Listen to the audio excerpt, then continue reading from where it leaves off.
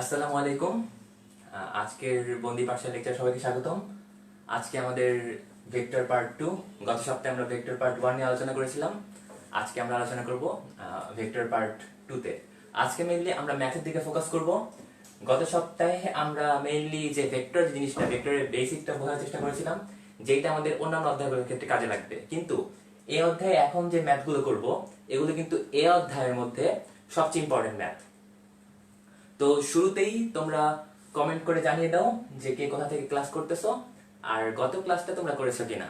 যারা যারা গত ক্লাস করেছো কমেন্ট সেকশনে ইয়েস বলে জানিয়ে দাও। আর সবার আগে জানাও যে আমার কথা তোমরা ক্লিয়ার শুনতে পাচ্ছ কিনা, আমাকে দেখতে পাচ্ছ কিনা, আমাকে ক্লিয়ার শুনতে পাচ্ছ কিনা। আমাকে যদি ক্লিয়ার শুনতে পাও তোমরা ক্লাসটা শেয়ার করে দাও, আর বন্ধুদের সাথে মেনশন করে দাও বন্ধুদের, যাতে করে আমরা একসাথে সবাই মিলে আমাদের আজকের ম্যাথগুলো করতে পারি। তো তোমরা শেয়ার করতে থাকো, ততক্ষণে আমিও আমার এর থেকে শেয়ার করে দিই।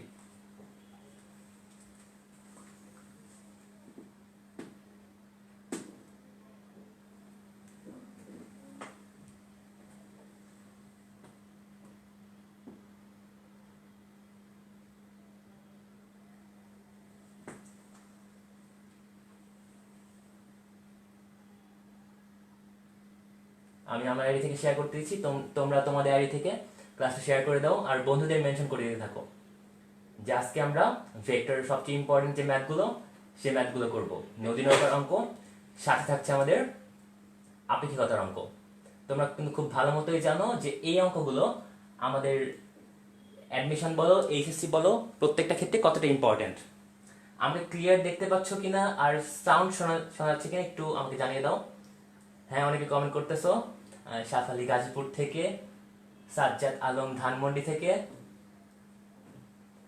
নূরজাহান নওগাঁ থেকে। আমার হোম ডিস্ট্রিক্ট কিন্তু নওগাঁ। ইকরা মেনশন দিয়েছে। ওয়ালাইকুম আসসালাম ভাইয়া। হ্যাঁ, তোমরা কমেন্ট করতে থাকো আর বন্ধুদের মেনশন দিতে থাকো। আমরা আমরা আমাদের আজকের টপিক শুরু করব। তো টপিক শুরু করার আগে আমি তোমাদের একটা ছোট্ট অ্যানাউন্সমেন্ট দিতে চাই যে আমরা যে আজকে এই ক্লাসটা করব, এই ক্লাস শেষে আমি গ্রুপে তোমাদের একটা ছোট্ট ব্রেনস্টর্মিং এর আয়োজন করব। যে ওইখানে আমি একটা কোশ্চেন দেব, মানে এই ক্লাসের ভেক্টর 1 আর ভেক্টর 2 এর উপর বেস করে মেইনলি ওই কোশ্চেনের অ্যানসারটা তোমরা ওখানে কমেন্ট সেকশনে আমি গুগল ফর্মে ব্যবস্থা করব। কেননা দেখা যাবে যদি সরাসরি কমেন্টে অ্যানসার দাও, দেখা যাবে একজন পারলে সবাই পেরে যাবে।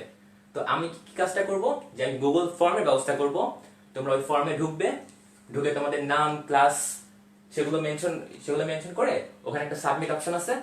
ওখানে তোমরা জেপিজি বা ইমেজ ছবি তুলে দিতে পারো, তোমরা খাতায় করে ছবি তুলে দিতে পারো কিংবা পিডিএফ করে দিতে পারো। তো এই ক্ষেত্রে একটা জিনিস মেনশন করে দিতে চাই যে নট নেসেসারিলি তোমাদের অ্যানসারটা পারতেই হবে, এখানে কিন্তু পার্শিয়াল মার্কিং আছে। তো আমি তোমাদের বলবো যে তোমরা চেষ্টা করবে। দেখা গেল যে আমাদের এই খাতার পেজ যদি দেখি যে তোমরা ভেক্টর আঁকছো, এইভাবে আঁকছো, কিছু একটা একে হাবিজাবি কিছু একটা করার চেষ্টা করছো, তাও কিন্তু মার্কস পাবা। আমি দেখতে চাই তোমরা চেষ্টা করো কিনা। অ্যান্সার যে পারতেই হবে এমন কোনো মানে নেই। ধরো কোনো অ্যান্সার করো নেই, এরকম একটা কিছু করছো, সেটাও ছবি তুলে তোমরা সাবমিট করে দিতে পারবে। তা আশা করি কথাটা বুঝতে পেরেছো। আমি চেষ্টা করব ক্লাস শেষেই সেটা দিয়ে দেওয়ার। যদি সম্ভব না হয় ইনশাআল্লাহ 10টার মধ্যে আমি ওইটা গ্রুপে পোস্ট করে দিব। আমাদের দুইটা প্রশ্ন থাকবে, প্রশ্ন দুটো সলভ করে সাবমিট করে দিবে। কমেন্ট সেকশনে আমাদের গুগল ফর্মের লিংকটা থাকবে। আশা করি বুঝতে পেরেছো। তার মানে এখন কিন্তু বুঝতে পারতেছো যে ক্লাসটা কিন্তু ইম্পর্টেন্ট, এটা তোমাদের ভালো মতো করতে হবে। আর আরেকটা ব্যাপার আছে যে যদি দেখি যে তোমাদের এই যে কোশ্চেন অ্যান্সার, এখানে তোমাদের অনেক বেশি জন পার্টিসিপেট করছো, যে অনেকজন অ্যান্সার করার চেষ্টা করেছো, তাহলে নেক্সট পর্বে তোমাদের জন্য একটা সারপ্রাইজ কিন্তু অপেক্ষা করতেছে।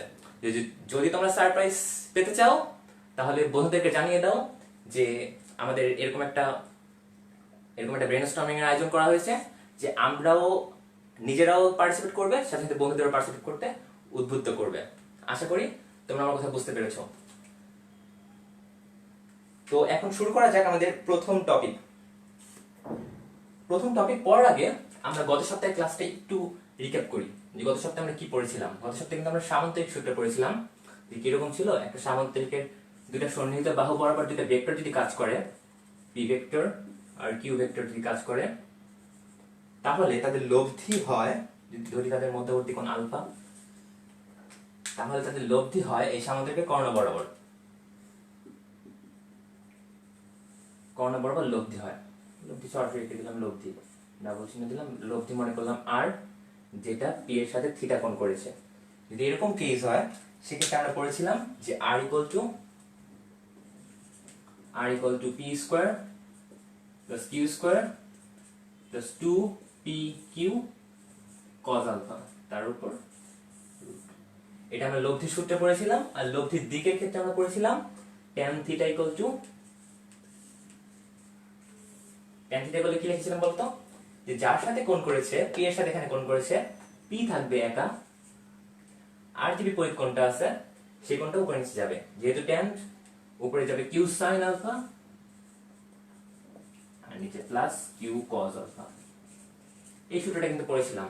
তো এখন আমরা বিভিন্ন কেসের ক্ষেত্রে এই সূত্রটা যে এত কষ্ট করে এত বড় সূত্র পড়তে হবে না সেটা আমরা চিন্তা করতে পারবো। যে প্রথম একটা কেস দেখি, যে ওই কেসগুলো হলে আমাদের কষ্ট করে এত বড় সূত্র মনে রাখতে হবে না, আমরা চাইলে ছোট্ট বা শর্টকাট হিসেবে কাজ করতে পারি। এক নম্বর কেসে দেখি যে আমাদের আলফা যদি পরিবর্তন করি, যদি কোনো কারণে আলফা মানে আমাদের এই দুইটা ভেক্টরের মধ্যবর্তী কোণ যে আলফা, পি আর কিউ এর মধ্যবর্তী কোণ, তো আলফা ইকুয়াল টু 0 ডিগ্রি হয়, আলফা ইকুয়াল টু 0 হলে সেক্ষেত্রে তোমরা একটু চিন্তা করো, দেখো কি হতে পারে। আলফা ইকুয়াল টু 0 ডিগ্রি হয়, যে একটা ভেক্টর, ধরো সাপোজ তুমি একটা জায়গায় একটা বস্তুতে বল প্রয়োগ করছো 5 নিউটন, তোমার বন্ধু সেম একই দিকে 7 নিউটন বল প্রয়োগ করছে, তো দুজন মিলে বল কত হবে? 5 যোগ 7 ইকুয়াল টু 12 নিউটন।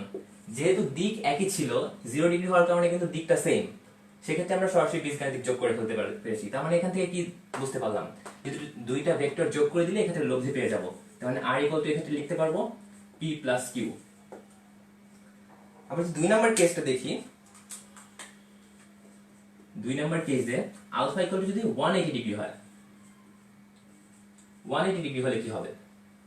আগের মতো আমরা চিন্তা করি যে আমাদের একটা ভেক্টর এই বরাবর কাজ করতেছে, এটার সাথে 180 ডিগ্রি বরাবর, 180 মানে কি সম্পূর্ণ বিপরীত দিকে এই বরাবর কাজ করতেছে। এটা ধরো p ভেক্টর, এটা q ভেক্টর।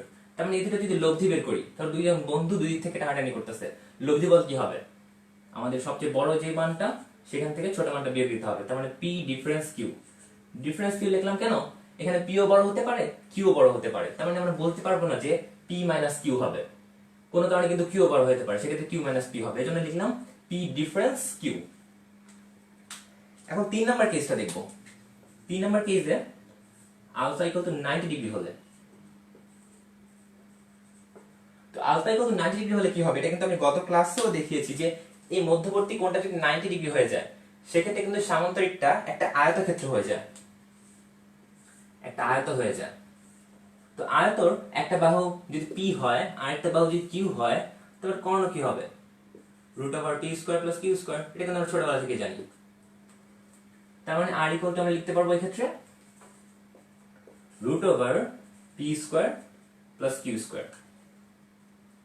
আর এখানে যদি চাইলে কোণও বের করতে পারি, কোণটা যদি বের করি যে এইটার লেন্থ যেহেতু বর্গ আর এটা লেন্থ সেম, তার মানে এটা যদি q হয় এটাও q হবে।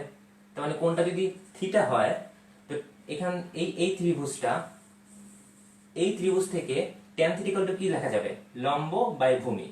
তো tan থিটা ইকুয়াল টু লেখা যাবে লম্ব কোণটা q আর ভূমি আমাদের p। তাহলে এখান থেকে আমরা এটা বের করে ফেলতে পারবো। আর 4 নাম্বার কেসটা, এখন আমরা কোণ চেঞ্জ করব না, এখন আমরা চিন্তা করব যে আমরা দুইটা বল যদি একই সমান বল হয়, ধরো p ইকুয়াল টু যদি q হয়, p ইকুয়াল টু q হলে কি হবে? চিত্রটা এরকম হবে,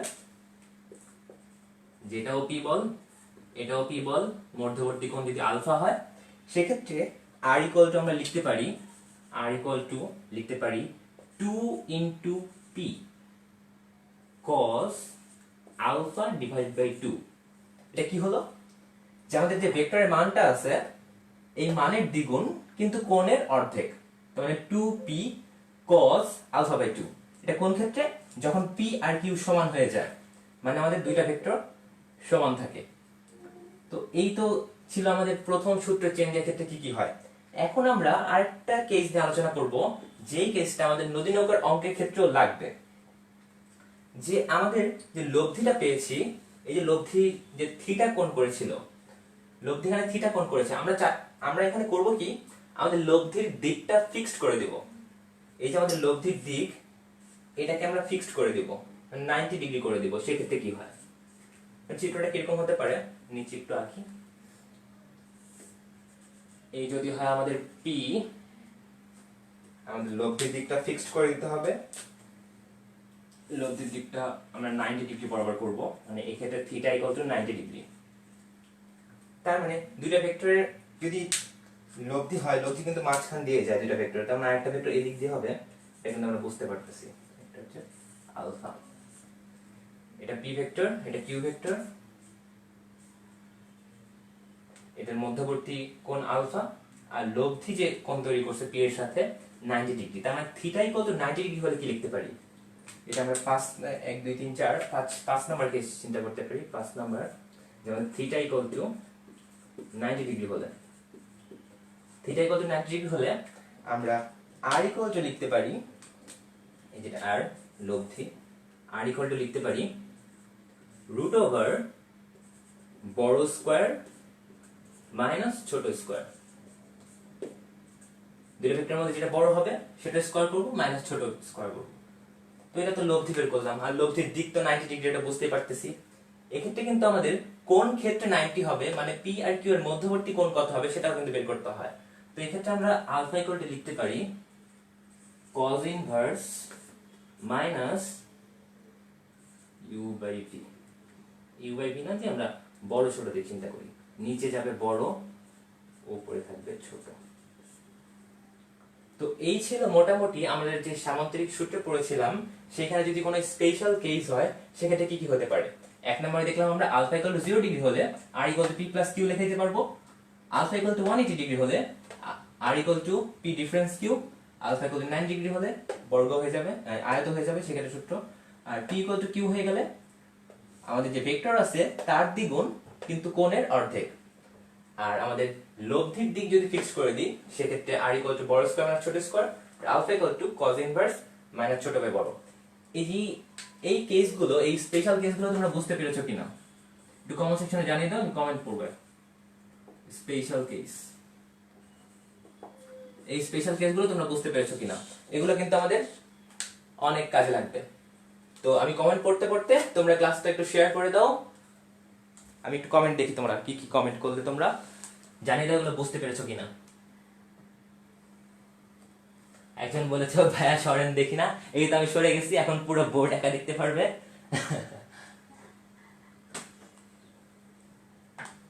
তোমরা বন্ধুদের মেনশন দাও, মেনশন দিয়ে ক্লাসটা শেয়ার করে দাও, আমরা সবাই একসাথে ম্যাথগুলো শিখবো। ইকরা বলেছে জি ভাইয়া বুঝতে পেরেছি। স্বপ্না বলেছে জি ভাইয়া বুঝতে পেরেছি, ধন্যবাদ ভাইয়া। ক্লাসটা শেয়ার করে দাও তোমরা, দেখি আগে কমেন্ট গুলো।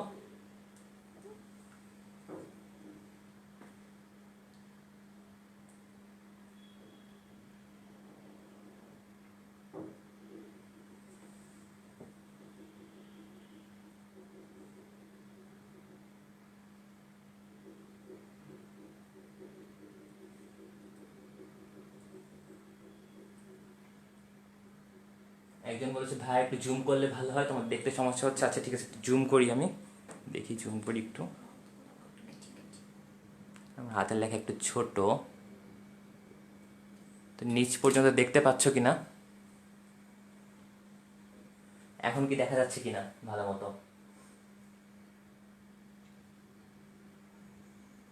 ভাইয়া 5 নাম্বারটা আবার বোঝান। আচ্ছা 5 নাম্বারটা বলছি। 5 নাম্বারটার ক্ষেত্রে আমরা কি করেছি, আমাদের যে লব্ধির দিকটা আমরা ফিক্সড করে দিয়েছি। লব্ধি আমাদের 90 ডিগ্রি বরাবরই লাগবে। এই যে পি আর কিউ মিলে যে আর লব্ধি হয়, এই যেখানে যদি দেখো পি আর কিউ মিলে আর লব্ধি হয়েছিল, এই লব্ধির দিকটা কিন্তু এখানে ছিল থিটা। আর এখানে আমরা কি করেছি, এই লব্ধির দিকটা 90 ডিগ্রি মানে ফিক্সড করে দিয়েছি। লব্ধির দিক যদি ফিক্সড করে দিই তাহলে এই পি এর সাথে কিউ কত কোণ করে থাকবে সেটা আমরা বের করতে পারবো এই সূত্রটা থেকে। আর লব্ধির মানটা সেক্ষেত্রে কত হবে সেটা বের করে ফেলতে পারবো এই সূত্র থেকে। এটা কিন্তু ছিল। আশা করি তোমরা বুঝতে পেরেছো। এখন আমরা চলে যাব তোমাদের কাঙ্ক্ষিত সেগমেন্ট নদী নৌকার অঙ্কে। এগুলো তোমাদের অনেক অঙ্ক করতে এমসিকিউ থেকে অনেক কাজে লাগবে, তাই ভাবলাম এগুলো একটু তোমাদের দিয়ে দিই। এখন আমরা নদী নৌকাতে যাব। সোজা কথা বলতে গেলে নদীতে ঝাঁপ দিব। সরি, আমি কিন্তু সাঁতার পারি না, নদীতে ঝাঁপ দিতে পারবো না। তোমরা যারা সাঁতার পড়ো কমেন্ট সেকশনে জানিয়ে দাও যে ভাই আমি সাঁতার পারি। আমি কিন্তু সাঁতার পারি না, সেহেতু নদীতে ঝাঁপ দিতে পারবো না। আমরা নদীর অঙ্কতে যাই। তো নদীর অঙ্কের ক্ষেত্রে আমরা 3টা কেস নিয়ে আলোচনা করব। প্রথম কেস, পরীক্ষার ক্ষেত্রে এগুলো অঙ্কগুলো আসে। প্রথম কেস হলো আমাদের ন্যূনতম দূরত্ব। ন্যূনতম দূরত্ব, আমরা ন্যূনতম দূরত্বে নদী পার হব।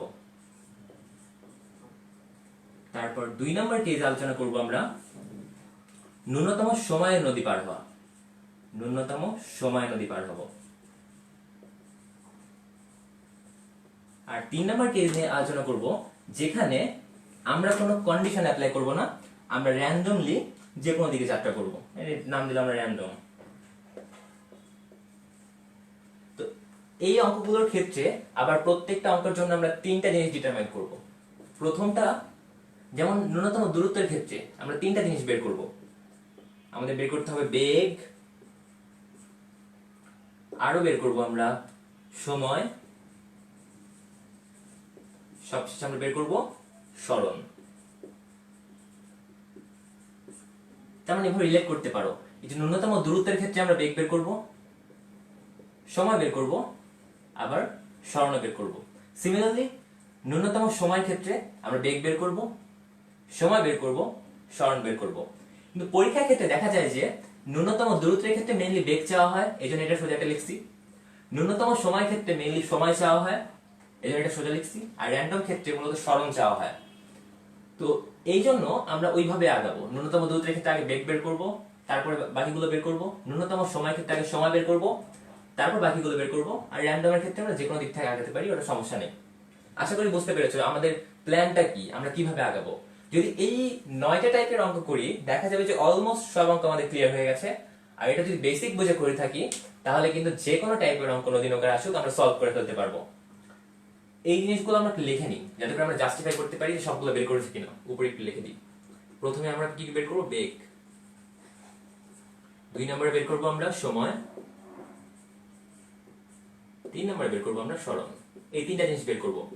আরেকটা জিনিস, বেগ কিন্তু আমাদের ভেক্টর রাশি। বেগ বের করতে গেলে কিন্তু আমাদের মানও বের করতে হবে, পাশাপাশি দিকও বের করতে হবে। এটা কিন্তু মাথায় রাখতে হবে যে বেগ বের করতে বললে অবশ্যই আমাদের মান আর দিক দুইটাই কিন্তু আমাদের বের করতে হবে। তো প্রথমে আমরা ন্যূনতম দূরত্বের ক্ষেত্রে দেখব। এটা মুছে দিই। 1 নাম্বার কেস নিয়ে আলোচনা করব ন্যূনতম দূরত্বের ক্ষেত্রে।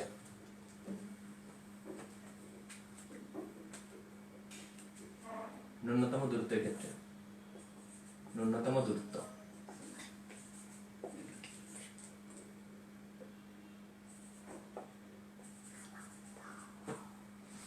কমেন্টগুলো একটু দেখে নিই। দাও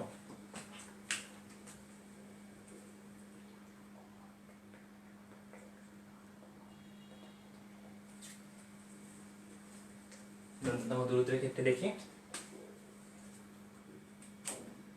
এই ন্যূনতম দূরত্ব দেখার আগে আমরা কিছু কেস দেখি যে আমরা জিনিসটা কিভাবে কাজ করে, মানে নদী নৌকার বেসিকটা কিরকম ভাবে কাজ করে। যেমন একটা নদী কল্পনা করি এটাকে। নদীর ক্ষেত্রে হয় কি, এক এক জায়গায় কিন্তু বেগ এক এক রকম থাকে, কিন্তু এটা আমরা সুষম নদী ভেবে নেব যে আমাদের সব জায়গায় বেগ সেম। সেই বেগটা আমরা ধরতে পারি যে এদিক থেকে এদিকে নদী প্রবাহ, পানি প্রবাহ হচ্ছে, তাহলে আমাদের বেগটা এই বরাবর ধরে নিলাম ইউ বেগে যাচ্ছে। স্রোতের বেগ আমরা ধরে নিলাম ইউ। আর আমরা এই বরাবর ন্যূনতম দূরত্বের ক্ষেত্রে কি, আমাদের ন্যূনতম দূরত্ব যদি চিন্তা করি, তাহলে যদি দুইটা বিন্দু দেখি যে এই বিন্দু আর এই বিন্দু, এই দুইটা বিন্দুর মধ্যে যদি আমি দূরত্ব বের করি, তাহলে ন্যূনতম দূরত্ব কখন হবে? যখন আমরা সরাসরি এই বিন্দু থেকে এই বিন্দুতে যাব। যদি আমরা ঘুরে টুরে এভাবে অনেক কাহিনী করে যাই, সেক্ষেত্রে কিন্তু আমরা ন্যূনতম দূরত্ব পাবো না। তো ন্যূনতম দূরত্বের ক্ষেত্রে কি হয়, আমরা সরাসরি এই বিন্দু থেকে এই বিন্দুতে গেলে সেটা কিন্তু আমরা ন্যূনতম দূরত্ব পাই। তার মানে নদীর ক্ষেত্রে ন্যূনতম দূরত্ব কিভাবে পাবো? এই যে এই বিন্দু আছে, এই বিন্দু থেকে যদি যাত্রা শুরু করি, একদম বিপরীত দিকে এই বিন্দুতে যদি পৌঁছায়, সেক্ষেত্রে কিন্তু আমাদের দূরত্বটা ন্যূনতম হবে। এই যে এই দূরত্বটা আমাদের ন্যূনতম দূরত্ব হবে। তো এই দূরত্বটা কি বলে? এই দূরত্বটাকে বলে নদীর প্রস্থ। তো এই অঙ্কগুলোর ক্ষেত্রে দেখা যায় যে আমাদের স্রোতের বেগ, নৌকার বেগ আর নদীর প্রস্থগুলো দেওয়া থাকে। এইখানে যদি আমরা নদীর প্রস্থ বরাবর আমাদের, তার মানে ন্যূনতম দূরত্বে যেতে হলে আমাদের নদীর প্রস্থ বরাবর যেতে হবে। নদীর প্রস্থ বরাবর যেতে যেয়ে যদি আমরা নদীর প্রস্থ বরাবরই যাত্রা করি, আমরা মনে করলাম আমরা ভি বেগে দিক দিয়ে যাত্রা করলাম, এক্ষেত্রে কি আমরা এখানে পৌঁছাতে পারবো কিনা? তোমরা কিন্তু যদি লব্ধির যে সূত্রটা সেটা নিয়ে চিন্তা করো, আমরা ভি বেগে যাচ্ছি, মধ্যবর্তী কোণ 90 ডিগ্রি, যদি লব্ধির জিনিসটা ওটা চিন্তা করো, তাহলে দেখবে যে এই দুইটা ভেক্টরের লব্ধি কিন্তু এই মাঝখান বরাবর যায়, কর্ণ বরাবর যায়। তার মানে কখনোই কিন্তু আমরা যদি সোজা যাত্রা করি, এই সোজা এই বিন্দুতে পৌঁছাতে পারবো না, আমরা ওই বিন্দুতে যাব। তবে তোমাদের অনেকের মনে একটা প্রশ্ন থাকতে পারে, সেটা একটু ক্লিয়ার করে দিই। যে অনেকে বলতে পারো, ভাইয়া এটা তো ইউ স্রোতের বেগ, এটা ভি নৌকার বেগ, এই দুইটা ভেক্টরের মধ্যবর্তী কোণ কত? 90 ডিগ্রি। তার মানে এই স্রোতের নৌকার বেগের দিকে যদি স্রোতের বেগের একটা উপাংশ নিই, উপাংশ বের করা কিন্তু গত ক্লাসে শিখিয়েছি যে আমরা উপাংশ বের করার সময় কি করব, আমাদের কোণ লাগে, এই মধ্যবর্তী কোণ লাগবে, এই মধ্যবর্তী কোণ কিন্তু যায় 90 ডিগ্রি। তার মানে এইটার এই বরাবর উপাংশ নিয়ে লিখতে হবে ইউ cos 90 ডিগ্রি। তো এটা ইকুয়াল টু কত? আমরা এখানে 0 ডিগ্রি। তার মানে এখান থেকে কিন্তু আমরা বুঝতে পারতেছি যে আমাদের এই স্রোতের বেগের কোনো উপাংশ ভি এর উপর কাজ করতেছে না, স্রোতের কোনো বেগ আমরা ভি এর উপর কাজ করতেছে না। তার মানে কি হলো, যে অনেকে আমরা বলতে পারো যে আমাদের যে এই ভি বেগে যাচ্ছিলাম, এটা তো যেভাবে যাচ্ছিলাম সেভাবে যাব, কেননা এইটার কোনো প্রভাব তো এটার উপর কাজ করতেছে না। তার মানে এই বিন্দু থেকে তো এই বিন্দু আমরা পৌঁছাতে পারবো, কিন্তু আসলে কি বাস্তবে এরকম হয়? হয় না কেন? এটা আমরা এখন দেখব। যে আমাদের ইউ এর কোনো উপাংশ ভি এর উপর কাজ করতেছে না, তার মানে এটা হওয়া উচিত ছিল যে আমরা যেভাবে ভি দিয়ে যাচ্ছিলাম সেভাবে যাব, ভি চেঞ্জ হওয়ার কথা না। আর ভি যদি চেঞ্জ না হয় তাহলে এই বেগে আমরা এখান থেকে এখানে যেতে পারি। আসলে কি যেতে পারি? বাস্তব ক্ষেত্রে কি এরকম হয় যে একটা বল এদিক বরাবর কাজ করতেছে, আমি যদি ওই বরাবর যাই সোজা কি যেতে পারি? আমাদের এখানে লব্ধি বরাবর যাই। এটা কেন হয় সেটা একটু দেখি। যেহেতু এই ইউ এর কোনো উপাংশ ভি বরাবর কাজ করতেছে না, তার মানে ভি এর মতোই আছে, আবার ভি এর কোনো উপাংশ ইউ এর উপর কাজ করতেছে না, তার মানে ইউ এর মতোই আছে। আমরা কিন্তু উপাংশ সূত্রে পড়েছিলাম যে দুইটা, ওই আমরা লম্বাংশ পদ্ধতিতে পড়েছিলাম যে অনেকগুলো ভেক্টর আমরা দুইটা ভাগে ভাগ করেছিলাম। এটা কিন্তু ব্যাপারটা ওরকমই সিমিলারলি, যে আমাদের যে এই ভি বেগটা আছে, এই বেগটা আমাদের এই নৌকার উপর কাজ করবে, নট ইউ এর উপর। ইউ এর উপর কাজ করুক না করুক ওটা আমাদের ম্যাটার না, আমাদের স্মরণ হচ্ছে কিন্তু নৌকার। তার মানে নৌকার উপর প্রভাব আছে কিনা সেটা আমাদের দেখতে হবে। তার মানে এই ইউ এই নৌকার উপরও প্রভাব ফেলবে।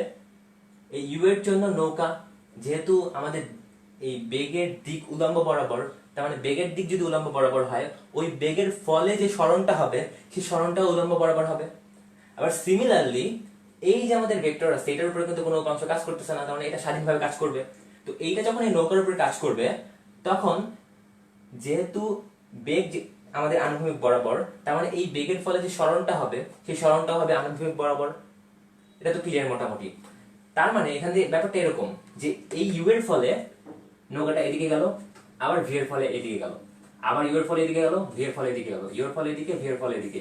তার মানে কন্টিনিউয়াসলি যেতে যেতে এই বিন্দুতে পৌঁছে যাবে। আমরা যদি এই পয়েন্টগুলো যোগ করি, এই আনুভূমিক বরাবর যে পয়েন্টগুলো, তাহলে কিন্তু এই ডিসটেন্সটা পাবো। এই ডিসটেন্সটা কি বোঝায়? যে আমাদের ইউ আমাদের আনুভূমিক দূরত্ব অতিক্রম করতে সাহায্য করে। আর যদি আমরা এই পয়েন্টগুলো যোগ করি, এই উল্লম্ব পয়েন্টগুলো, তাহলে কিন্তু আমরা পেয়ে যাব এই ডিসটেন্সটা। এই ডিসটেন্সটা কি বোঝায়? আমাদের ভি উল্লম্ব বরাবর দূরত্ব ক্রস করা। তো এই জিনিসটা যদি আমরা একটা সংখ্যা রেখায় স্থানাঙ্কের ক্ষেত্রে দেখি, বুঝতে পারবো যে এই একটা আমাদের মূল বিন্দু, এটা আমাদের মূল বিন্দু। এখান থেকে যদি এই বিন্দুতে যাওয়ার চেষ্টা করি তাহলে কি হবে? আমাদের এক্স বরাবর যেতে হবে, তারপর ওয়াই বরাবর যেতে হবে। এখানে কিন্তু সিমিলারলি ওই কাজটাই করছে, যে নৌকাতে ইউ আমাদের আনুভূমিক বরাবর সরাইছে, ভি উল্লম্ব বরাবর সরাইছে, যার ফলে এখানে গেছি। এখন তো আশা করি ক্লিয়ার যে এটার উপরে এটার কোনো উপাংশ নাই, তার মানে এই না যে এই বেগেই চলবে, কারণ নৌকার উপরে আরো অনেকগুলো বেগ কাজ করতেছে, অনেকগুলো না তো এই স্রোতের বেগটা। আশা করি এত ক্লিয়ার।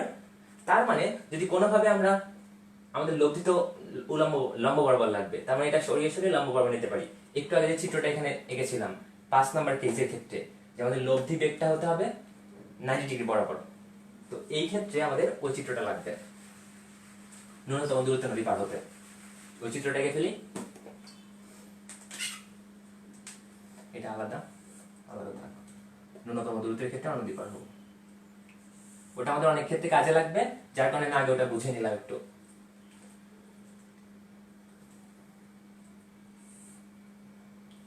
আমাদের বেগ, স্রোতের বেগ আনুভূমিক বরাবর ইউ বেগে যাচ্ছে স্রোত, আমাদের লব্ধি হতে হবে 90 ডিগ্রি বরাবর, লব্ধি হতে হবে 90 ডিগ্রি বরাবর।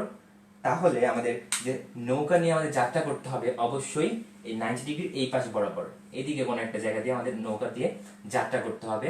আমরা মনে করলাম আমরা ভি বেগে যাত্রা করতেছি, আমাদের মধ্যবর্তী কোণ মনে করে নিলাম আমরা আলফা।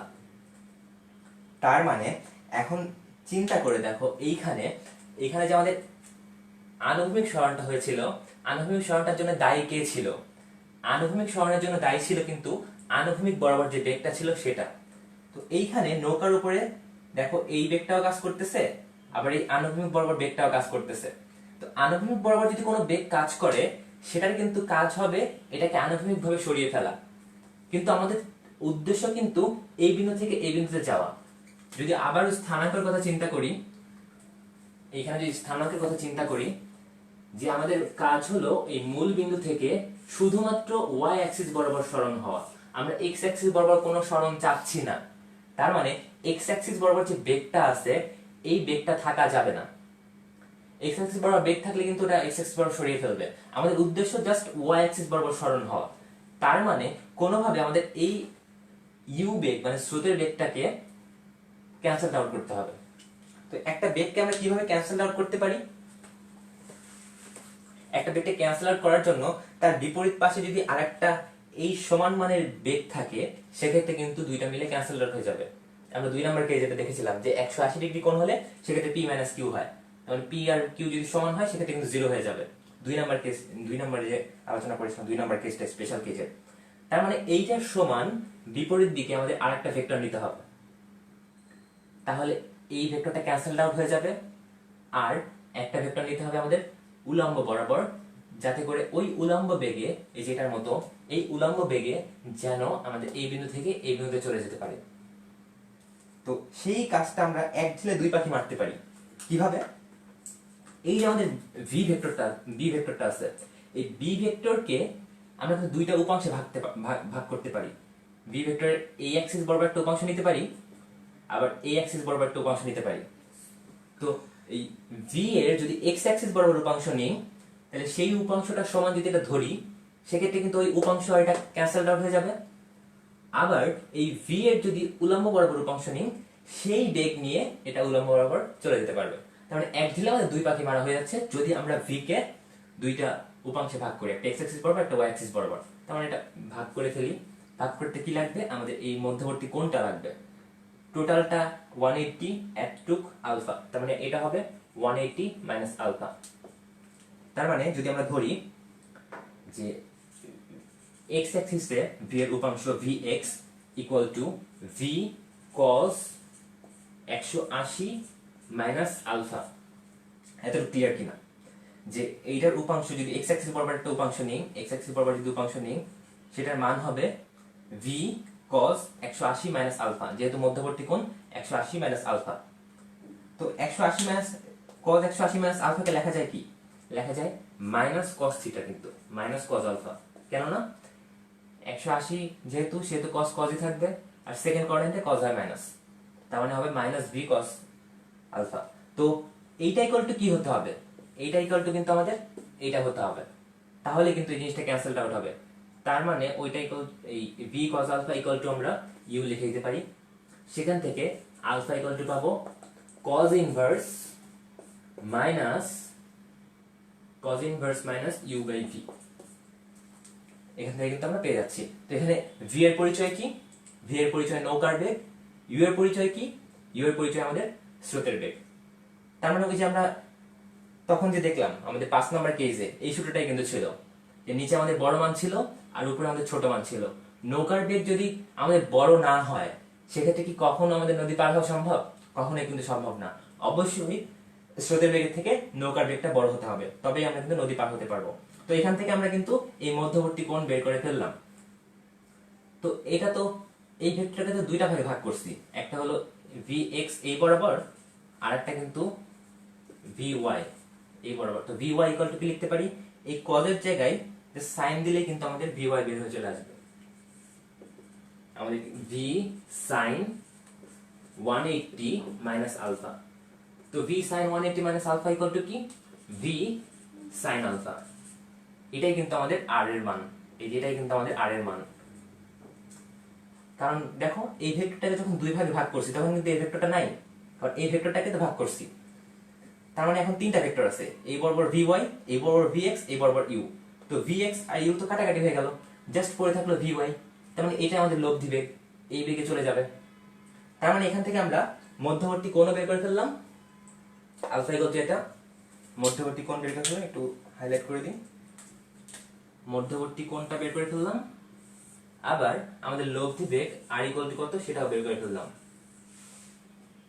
তো আমরা এখান থেকে দেখবো যে কি বের করেছি, বেগের মান বের করেছি, বেগের দিক, লব্ধি বেগটা কোন দিক দিয়ে বরাবর যাচ্ছে, 90 বরাবর। তার মানে বেগের দিক থিটা ইকুয়াল টু 90 ডিগ্রি, কারণ 90 ডিগ্রি বরাবর যাচ্ছিল লব্ধি বরাবর।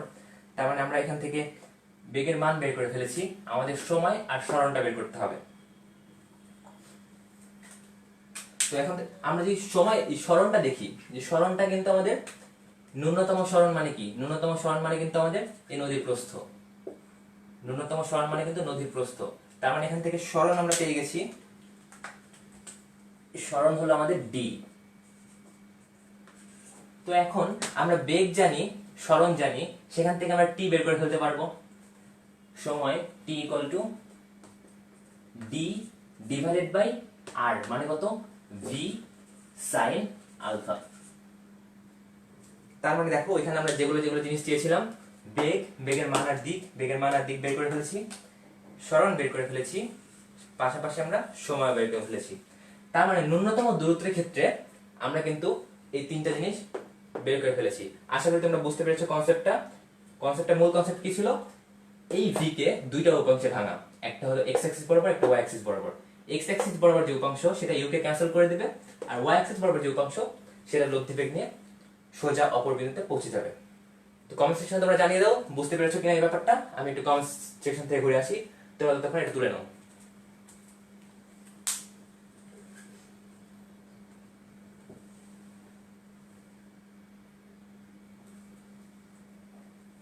ক্লাসটা শেয়ার করে দাও তোমরা। এই ক্লাসটা কিন্তু অনেক ইম্পর্টেন্ট, ক্লাসে কিন্তু অনেক কম ভিউ, এত ইম্পর্টেন্ট ক্লাস কিন্তু ভিউ কিন্তু সেই তুলনায় অনেক কম। তোমরা শেয়ার করে দাও আর বন্ধুদের মেনশন করে দাও। একজন লিখছে মাইনাস ভাইয়া minus v cos alpha equal to u কিভাবে হলো। আচ্ছা, হয়তো তুমি ক্লাসটা মনোযোগ দিয়ে করোনি। দেখো আমি আবার বলছি যে আমাদের এই ইউটা ক্যান্সেল আউট করতে হবে, কেননা আমরা এক্স বরাবর কোনো সরণ চাই না, আমাদের পুরো সরণটাই দরকার ওয়াই অ্যাক্সিস বরাবর, যেটা আমি ওইখানে বোঝাইছি যে কিসের জন্য আমরা এক্স বরাবর চাই আর কিসের জন্য ওয়াই বরাবর চাই। তার মানে ওখান থেকে আমরা বুঝতেছি যদি আমরা ইউ কে ক্যান্সেল করে দিতে পারি সেক্ষেত্রে কিন্তু আমরা এক্স অ্যাক্সিস বরাবর কোনো সরণ হবে না। তার মানে আমরা এই ইউ কে ক্যান্সেল করার জন্য এই ভি কে দুইটা অংশে ভাগ করছি, এক্স অ্যাক্সিস বরাবর অংশ বের করছি, ওয়াই অ্যাক্সিস বরাবর অংশ বের করছি। এটাকে ক্যান্সেল আউট করার জন্য এটার সমান মান লাগবে এই পাশে, এই জন্য এখানে লেখা হয়েছে যে ইউ ইকুয়াল টু, মানে এইটা ইকুয়াল টু এই পাশে যে অ্যাঙ্গেলটা আছে, মানে এই পাশে যে ভেক্টর উপাংশ আছে সেটা।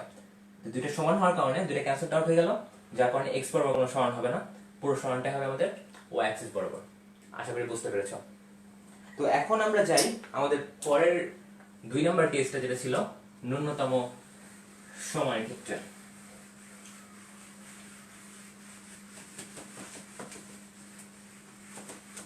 তোমরা ক্লাসটা শেয়ার করে দাও আর বন্ধুদের মেনশন করে দাও। ক্লাসে কিন্তু ভিউ ক্লাসের তুলনায় অনেক কম, গত ক্লাসেও কিন্তু আমাদের 100+ ভিউ ছিল। তো 2 নম্বর টেস্টটা কি আমাদের ন্যূনতম সময়।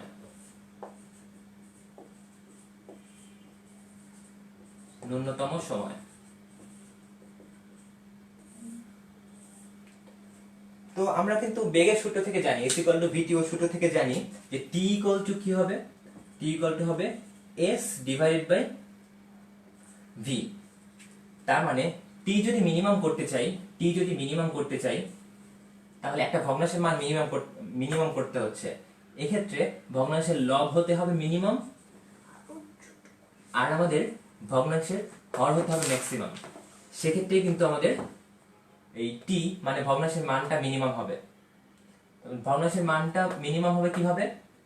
যখন আমাদের যে হরের লবের মান মিনিমাম হবে আর আমাদের যে হরের মান ম্যাক্সিমাম হবে, সেক্ষেত্রে কিন্তু আমরা টি মিনিমাম পাবো। তো এই এস বা সরণ, এই সরণ মিনিমাম হয় কখন? একটু আগে কিন্তু আমরা দেখছি ন্যূনতম দূরত্ব কিন্তু নদীর প্রস্থ বরাবর যাত্রা করলে ন্যূনতম দূরত্ব পাই। আমাদের মেইন চ্যালেঞ্জ বা মেইন কাজটা হবে আমাদের ভি ম্যাক্স কখন হয়, মানে আমাদের বেগটা সর্বোচ্চ কখন হবে, এটা নিয়ে আমাদের মূল আলোচনা। দেখা যাক বেগ সর্বোচ্চ কখন হয়। আবার আগের মতো আমরা একটা নদী কল্পনা করি। আমাদের নদীর প্রস্থ ডি, নদীতে স্রোত যাচ্ছে এই দিক বরাবর ইউ বেগে স্রোত যাচ্ছে। তো আমাদের কাজ হবে ভি ম্যাক্স বের করা। তো ভি ম্যাক্স কিভাবে হতে পারে? তো ভি এর মান কিন্তু আমাদের ফিক্সড, তার মানে ভি এর দিক নিয়ে আমাদের কাজ করতে হবে, মানে দিক চেঞ্জ করা নিয়ে কাজ করতে হবে। র্যান্ডমলি একটা দিক আমি ধরে নিলাম, মনে করো যে আলফা কোণে যাচ্ছে, আমাদের ভি বেগটা আলফা কোণে যাচ্ছে, ধরে নিলাম একটা কোণ, কারণ আমরা দিকটা কিন্তু জানি না, আমাদের কিন্তু মান ফিক্সড। তো ভেক্টরের ক্ষেত্রে যদি মান ফিক্সড হয়, এই জিনিসটাকে বাড়াতে গেলে কি করতে হবে? দিক এদিক ওদিক করে দেখতে হবে যে কোন ক্ষেত্রে আমাদের মানটা ম্যাক্সিমাম হয়। তার মানে আমাদের কিন্তু এখানে দিক নিয়ে কাজ করতে হবে। আর এই বরাবর যদি দেখি, এই বরাবর আমাদের ডি, এটা আমাদের সরণ কিন্তু এই বরাবর হতে হবে। তো ভেক্টর থেকে কিন্তু আমরা এতটুকু জিনিস দেখেছি যে একই দিকে থাকলে সেগুলো আমরা যোগ বিয়োগ গুণ ভাগ করতে পারি। তার মানে আমাদের সরণ ডিটা যদি আমাদের উল্লম্ব বরাবর হয়, তার মানে এইটাকে যেটা দিয়ে ভাগ করব ভি, সেই ভি মানে ওই বেগটাও কিন্তু আমাদের উল্লম্ব বরাবর হতে হবে। তার মানে আমাদের এখানে যতগুলো বেগ আছে সবগুলা বেগের ওয়াই অ্যাক্সিস মানে উল্লম্ব বরাবর আমরা উপাংশ নেব। মানে এখানে যতগুলো বেগ আছে সবগুলা বেগের ওয়াই অ্যাক্সিস বরাবর যে প্রভাব, ওয়াই অ্যাক্সিস বরাবর কি প্রভাব থাকবে সেটা আমরা বের করব। প্রথমে আমি যদি ভি নিয়ে দেখি যে ভি এর ওয়াই অ্যাক্সিস বরাবর উপাংশ কত হবে, এক্ষেত্রে আমি এখানে কোণটা বের করে নিতে পারি। টোটালটা 90, এতটুকু আলফা, তার মানে কোণটা হবে 90 মাইনাস আলফা। তার মানে এইটার উপাংশ যদি আমরা এই উল্লম্ব বরাবর নিই, কি হবে? উল্লম্ব বরাবর নিলে v cos 90 minus alpha. V এর উপাংশ নেওয়া শেষ, এখন ইউ এর উপাংশ নেব। ইউ এর উপাংশ নিলে হবে ইউ cos 90। ইউ cos 90 কলটা কিন্তু 0 হয়ে যাবে, তার মানে এটা নিয়ে আমাদের কোনো মাথা ব্যথা নেই। আমাদের মূল মাথা ব্যথা হবে এটা নিয়ে। তো cos 90 মাইনাস আলফা ইকুয়াল কি লিখতে পারি? V sin alpha. আমাদের ভি এর মানটা টি এর মান মিনিমাম হতে গেলে, ডি তো আমাদের ঠিক করে ফেলেছি মিনিমাম, এখন আমাদের এইটা ম্যাক্সিমাম হইতে হবে। তো ভি এর মান এই বেগের মান ম্যাক্সিমাম হইতে গেলে আমাদের sin আলফার মান ম্যাক্সিমাম হইতে হবে। আর sin আলফার ম্যাক্সিমাম মান কিন্তু আমরা জানি 1, তার মানে sin আলফা ইকুয়াল টু আমাদের 1। সেখান থেকে লিখতে পারবো আলফা ইকুয়াল টু 90 ডিগ্রি। তার মানে এই যে আলফা যে আমি ধরছিলাম এটা কিন্তু এদিক বরাবর হবে না, 90 ডিগ্রি বরাবর হবে। এটা কিন্তু আমরা এখান থেকে প্রমাণে দেখে ফেললাম। তার মানে আমরা ওই রকমটি চিত্র এঁকে ফেলি। আমাদের স্রোতের বেগ হবে এই ইউ বরাবর, আর স্রোতের সাথে 90 ডিগ্রি বরাবর, এখানে বোর্ডটা একটু সমস্যা করতেছে, 90 ডিগ্রি বরাবর এই বরাবর আমাদের ভি বেগটা হবে। তাহলে আমাদের কি হবে? আমরা টি মিনিমাম পাবো, আমরা ন্যূনতম সময় নদী পার হতে পারবো। তার মানে এখানে sin 90 মান 1, তার মানে এখান থেকে লিখতে পারবো T minimum equal to D by V. এটা যেহেতু 1, ভি ইন্টু 1 মানে 1 হবে। তার মানে এখান থেকে কিন্তু আমরা টাইম পেয়ে গেলাম, মিনিমাম টাইম কত হবে। তার মানে মিনিমাম টাইম বের করা আমাদের শেষ। এখান থেকে কিন্তু চাইলে আমরা লব্ধি বের করতে পারি। এই যে 90 ডিগ্রি বরাবর কাজ করতেছে, মানে এই সামান্তরিক সূত্র যদি অ্যাপ্লাই করি, সামান্তরিক না তো এটা আমাদের এখন কিন্তু আয়ত হয়ে গেছে। তার মানে আয়ত যদি কর্ণটা বের করি, আর যদি কর্ণটা বের করতে যাই, এই কর্ণটা ইকুয়াল টু কি লিখতে পারবো, আর ইকুয়াল টু লিখতে পারবো root over you square plus V square. এখান থেকে কিন্তু আমরা লব্ধির মানটা বের করে ফেলতে পারবো। আর লব্ধির দিকটা যদি থিটা হয়, সেক্ষেত্রে এই ত্রিভুজটা যদি নিয়ে আমরা এই ত্রিভুজের এই বাহু আর এই বাহুর দৈর্ঘ্য কিন্তু সেম, যেহেতু আয়ত, তার মানে এটাও কিন্তু ভি। তার মানে এখান থেকে আমরা লিখতে পারবো tan theta equal to v by you. তার মানে এখান থেকে আমরা কি পেলাম, আমাদের লব্ধি বেগ যদি বের করি, r equal to root over you square plus V square, আর আমাদের মধ্যবর্তী angle tan theta equal to হবে ভি বাই ইউ। তার মানে আমাদের যেগুলো কাজ ছিল, বেগ বের করা, বেগ কিন্তু বের করে ফেলেছি, সময় বের করে ফেলেছি, এখন আমাদের কাজ সরণটা বের করা। যেহেতু বেগ আর সময় জানি, সরণ বের করা কিন্তু আমাদের কাছে কোনো ব্যাপার না। এস ইকুয়াল টু পিটি সূত্র দিয়ে আমরা সরণ বের করে ফেলতে পারবো। তার মানে সরণ ইকুয়াল টু হবে আমাদের বেগের মান root over you square plus V square into আমাদের সময় ভি বাই ইউ। তার মানে এখান থেকে আমরা তিনটা জিনিসই বের করে ফেললাম। কোন কন্ডিশনের উপরে বেস করা হয়েছে, আলফা ইকুয়াল টু 90 ডিগ্রি। তার মানে ন্যূনতম সময় যেতে হলে আলফা ইকুয়াল টু 90 ডিগ্রি বরাবর যাত্রা করতে হবে। আশা করি এই ব্যাপারগুলো বুঝতে পেরেছো। ন্যূনতম সময়ের ক্ষেত্রে আমরা এই তিনটা কেস দিয়ে আলোচনা করেছি। তো এই ব্যাপারে যদি অঙ্ক করতে চাও, একটা অঙ্ক আমরা করতে পারি। এর আগেরটাও চাইলে একটা অঙ্ক করতে পারতাম আমরা। আচ্ছা, অঙ্ক পরে করি, আমরা আগে থিওরি নিয়ে আলোচনা করি। অঙ্ক করতে গেলে থিওরির দিকে তোমাদের মনোযোগটা নষ্ট হবে। আমরা তো ক্লাস শেষে এক্সারসাইজ দিবই, তো সেক্ষেত্রে আমরা কিন্তু সেখানে আমাদের যাচাই করে নিতে পারবো।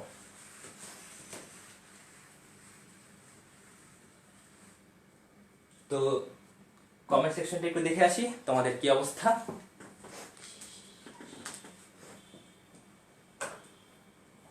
সবাই চলে যাচ্ছে, ইচ্ছা লিখেছো। প্রথমে 80 প্লাস ছিল, এখন 59। হ্যাঁ, তোমরা শেয়ার করে দাও, বেশি বেশি ক্লাসে শেয়ার করে দাও, তোমাদের বন্ধুদের মেনশন করে দাও যে ক্লাসটা ইম্পর্টেন্ট একটা ক্লাস। যে আমরা যে থিওরিগুলো নিয়ে আলোচনা করতেছি, এই থিওরিগুলো যদি আমরা ভালো মতো বুঝতে পারি, তাহলে কিন্তু আমরা এই নদী নৌকা রিলেটেড অঙ্কগুলো যত পেঁচিয়ে আসুক না কোনো পরীক্ষায়, সেক্ষেত্রে কিন্তু আমরা সলভ করে ফেলতে পারবো। আমাদের এই কনসেপ্টগুলো কিন্তু বোঝাটা ইম্পর্টেন্ট। আর সবচেয়ে বড় কথা, আমাদের কিন্তু মেন আকর্ষণ আপেক্ষিক বেগের অঙ্কগুলো কিন্তু এখনো বাকি আছে। আমাদের যে ধাপেগুলো আগাচ্ছি আমরা, এই যদি স্টেপে জিনিসগুলো আমরা শিখে ফেলতে পারি, সেক্ষেত্রে কিন্তু আমরা যে কোনো টাইপের অঙ্ক করে ফেলতে পারবো। তো আমরা এখন 3 নাম্বার কেসটা নিয়ে আলোচনা করি। 3 নাম্বার কেস নিয়ে আলোচনা করি। 3 নাম্বার কেসটা কি ছিল আমাদের? একটা র্যান্ডম কেস, র্যান্ডমলি আমরা যাত্রা করব। তো এতক্ষণ যেহেতু ম্যাথ করিনি, 3 নাম্বার কেসটা আমরা ম্যাথ দিয়ে আলোচনা করি। একটা ম্যাথ নিই, ম্যাথের পাশাপাশি 3 নাম্বার কেসটা আলোচনা হয়ে যাবে। তো ম্যাথটা কিভাবে নিতে পারি? Random case. তো আমরা এটা নদী চিন্তা করি একটা। এখানে আমাদের স্রোত যাচ্ছে ইউ বেগে এই দিক বরাবর। যেহেতু র্যান্ডম কেস, আমরা যে কোনো একটা দিকে যাত্রা করি। ধরলাম ভি বেগে আমরা, আচ্ছা আমরা এখানে ম্যাথ করব, ঠিক না? তার মানে এখানে মান দিয়ে দিই আমরা, যে আমাদের স্রোতের বেগ মনে করলাম 10 মিটার পার সেকেন্ড বেগ। আমাদের নৌকার বেগ ধরলাম 20 মিটার পার সেকেন্ড। আর নদীর প্রস্থ আমরা ধরে নিলাম 100 মিটার। নদীর প্রস্থ ধরে নিলাম 100 মিটার। আর আমাদের মধ্যবর্তী কোণ যদি আলফা না, তো ম্যাথ করছি বারবার আমার মাথায় থিওরি চিন্তা আসতেছে। আচ্ছা, ম্যাথ করবো আমরা এখন। এখানে 60 ডিগ্রি ধরলাম, 60 ডিগ্রি। তো এখন আমাদের প্রশ্নে বলা হয়েছে, এটা লব্ধি বেগ যদি বের করি, লব্ধি বেগ তো মাঝখান বরাবর যাবে, এই বরাবর যদি লব্ধি বেগটা যায়, এই বরাবর এইখানে আসবে, এখানে কালো করে দিই, এইখানে আসলে মনে করো আমাদের প্রশ্নে বলা হয়েছে যে আমাদের এই যে সরণটা, এক্স এইটা ইকুয়াল টু কত, মানে এক্স বরাবর কত সরণ হবে। আমাদের নদীর বেগ দেওয়া আছে, স্রোতের বেগ দেওয়া আছে 10 মিটার পার সেকেন্ড, নদীর প্রস্থ 100 মিটার। যদি 20 মিটার পার সেকেন্ড বেগে নদীর স্রোতের সাথে 60 ডিগ্রি কোণে যাত্রা করি, তাহলে আমরা যেই বিন্দুতে পৌঁছাবো, আমাদের এই যে বিন্দু থেকে যাত্রা করছি তার বিপরীত বিন্দু থেকে ওই দূরত্বটা কত, এটা আমাদের প্রশ্ন। তো এটা আমরা কিভাবে সলভ করতে পারি? তো যেহেতু আমাদের দূরত্ব বের করতে বলা হয়েছে, তোমার দূরত্ব বের করার কথা মাথায় আসলেই কিন্তু যেহেতু এগুলো সমবেগের কথা, তার মানে এস ইকুয়াল টু ভিডি সূত্রটা মাথায় আসে। তো এস ইকুয়াল টু ভিডি থেকে যদি করি, এই সরণটা আমরা যে প্রথম চিত্রটা এঁকেছিলাম, যদি এক্স অ্যাক্সিস বরাবর সরণ হয়, সেটা কিন্তু আমাদের এক্স অ্যাক্সিস বেগের জন্যই সরণ হয়। এই সরণটা আমাদের এক্স অ্যাক্সিস বরাবর, তার মানে আমাদের যে এই সরণটার জন্য দায়ী আমাদের এক্স অ্যাক্সিস বরাবর যে বেগ, সেই বেগটা। তো আমরা এখান থেকে কি করব, এক্স ইকুয়াল টু বের করার জন্য আমাদের এক্স অ্যাক্সিস বরাবর যে বেগ সেটা বের করতে হবে, আর আমাদের সময়টা বের করতে হবে। তো তোমরা একটু চেষ্টা করে দেখো এটা পারো কিনা। ততক্ষণ আমি কমেন্ট পড়ে আসি, তারপর যদি না পারো তারপর আমি এটা করে দিচ্ছি। দেখি কমেন্টে তোমরা কি কি কমেন্ট করেছো। একজন লেখছো প্লিজ একটু বড় করে লেখেন। আচ্ছা ঠিক আছে, আমি একটু বড় করে লেখার চেষ্টা করতেছি। মাথা পেইন করতেছে লেখাগুলো দেখে। আচ্ছা ঠিক আছে, আমি একটু বড় করে লেখার চেষ্টা করতেছি, আমার লেখা একটু ছোট।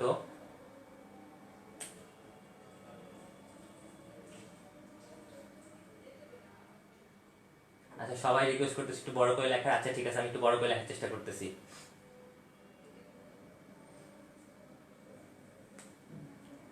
আচ্ছা ঠিক আছে, আমি লেখাগুলো আবার একটু বড় করে লিখতেছি, এগুলো মুছে।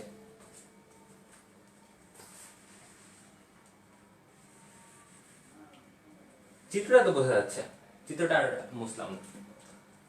এইটা আমাদের স্রোতের বেগ। স্রোতের বেগ আমাদের 10 মিটার পার সেকেন্ড।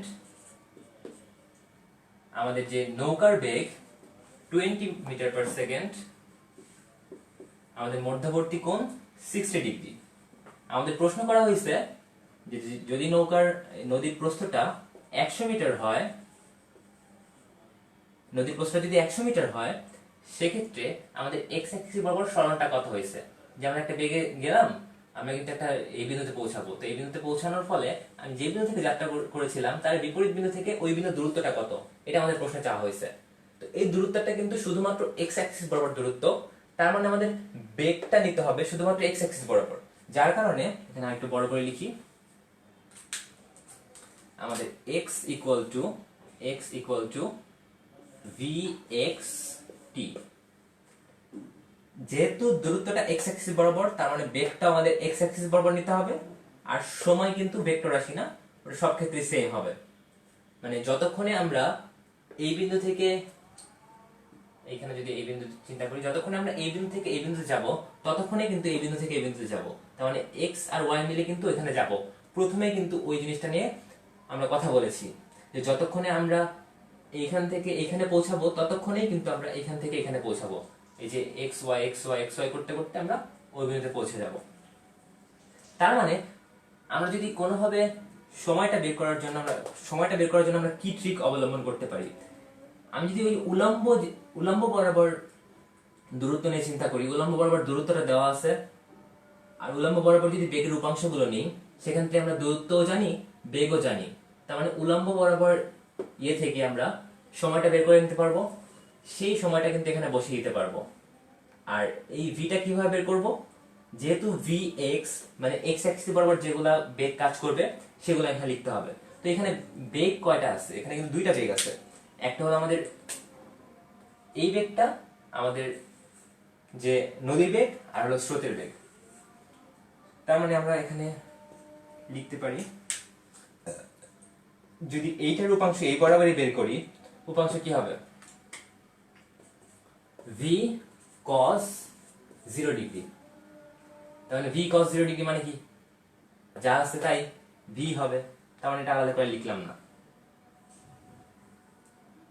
এই একটা কি বেগ আছে, আরেকটা কিন্তু বেগ আছে আমাদের নৌকার বেগ। নৌকার বেগ কি বলা হয়েছে এখানে, 20 মিটার পার সেকেন্ড। কিন্তু এটা কিন্তু আমাদের এই এক্স অ্যাক্সিস বরাবর না, এটা কিন্তু আমাদের এক্স অ্যাক্সিসের সাথে 60 ডিগ্রি বরাবর। তার মানে এক্স অ্যাক্সিস বরাবর বেগটা কত হবে? এই জন্য আমাদের কি করতে হবে, এইটার উপাংশ এক্স অ্যাক্সিস বরাবর নিতে হবে। এই জিনিসগুলো কিন্তু আমাদের লম্বাংশ উপপাদ্য নিয়ে আলোচনা করেছি, লম্বাংশ উপপাদ্যের যে পার্ট ছিল সেখানে কিন্তু এই বিষয়গুলো নিয়ে আলোচনা করা হয়েছে। তোমরা যদি কেউ দেখে না থাকো তাহলে আমাদের গ্রুপে ওই ক্লাসটা আছে, দেখে নিতে পারো। এইটার এই বরাবর উপাংশ কি হবে? 20, এর সরাসরি বেগের মানটা লিখে দিই। এই বেগের মানটা ছিল 10, আর এখানে 20 cos 60 ডিগ্রি। তার মানে কি হলো, আমাদের এই বেগটা ছিল, এই বেগ এখানে লিখলাম, আর এই বেগের উপাংশ এই বরাবর নিয়ে এখানে লিখলাম। তার মানে ভি এক্স এর মান পেয়ে গেছি। এখন আমাদের কাজ হবে টি এর মানটা বের করা। আগেই বলেছি যতক্ষণে আমরা এই বরাবর যাব ততক্ষণে কিন্তু আমরা এখান থেকে এইবার পৌঁছাবো। তো এক্স আর ওয়াই মিলে আমরা ওখানে কিন্তু পৌঁছে গেছি। এখানে যেহেতু আমাদের দূরত্ব দেওয়া আছে, তার মানে এখান থেকে আমরা টি বের করতে পারবো। তো টি ইকুয়াল টু কি আমরা এখান থেকে বের করতে পারবো? T equal to D divided by V Y, Y axis বরাবর যে বেগগুলা। তো ওয়াই অ্যাক্সিস বেগগুলো নিয়ে যদি চিন্তা করি, এই 10 মিটার পার সেকেন্ড ওয়াই এর উপরে কোনো উপাংশ নাই, আমরা আগে দেখছি, যেহেতু মধ্যবর্তী কোণ 90 ডিগ্রি, তার মানে একমাত্র এই বেগটাই উপাংশ এখানে কাজ করবে। তো উপাংশ বের করতে গেলে এইটা কত হবে? এটা 30 ডিগ্রি হবে।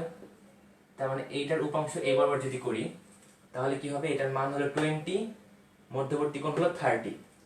তার মানে ডি এর মান হলো আমাদের 100, এখানে 20 cos 30 ডিগ্রি। তার মানে এখান থেকে আমরা টি এর মান পেয়ে যাব। তো এই টি এর মানটা এখানে যদি বসিয়ে দিই সেক্ষেত্রে কিন্তু আমরা এক্স এর মানটা পেয়ে যাব। তার মানে এখান থেকে আমরা সরণটা পেয়ে গেলাম, আমরা টাইমটাও বের করেছি, সময়ও পেয়ে গেছি। আর যদি বেগ বের করতে চাই, এই দুইটা বেগ দেওয়া আছে, লব্ধি বের করলে আমরা বেগের মান আর দিক পেয়ে যাব। তার মানে এই র্যান্ডম কেসের ক্ষেত্রেও কিন্তু আমরা বেগ বের করতে পারবো, দুইটা লব্ধি বের করে বেগ বের করতে পারবো, সময় বের করলাম, আর সরণ সেটাও বের করে ফেললাম। এক্স অ্যাক্সিস বরাবর সরণের জন্য আমরা এক্স এর বেগ নিব। যদি আমরা এই বরাবর সরণ বের করতাম, সেই সরণটা কিন্তু দেওয়া আছে, যদি দেওয়া না থাকতো তাও বের করতে পারতাম। এই বরাবর বেগ নিতাম আর আমাদের টাইম নিতাম।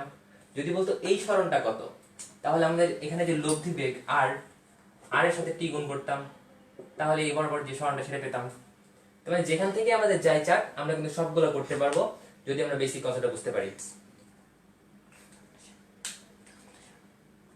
এই ক্যালকুলেশনটা যদি করে অ্যান্সারটা একটু জানিয়ে দাও, আমার কমেন্ট বক্সে একটু অ্যান্সারটা জানিয়ে দাও, যেখানে ক্যালকুলেশন করে কত আসবে, এখানে ক্যালকুলেশন করে কত আসবে সেটা এখানে বসিয়ে ক্যালকুলেশন করে কমেন্ট সেকশনে জানিয়ে দাও।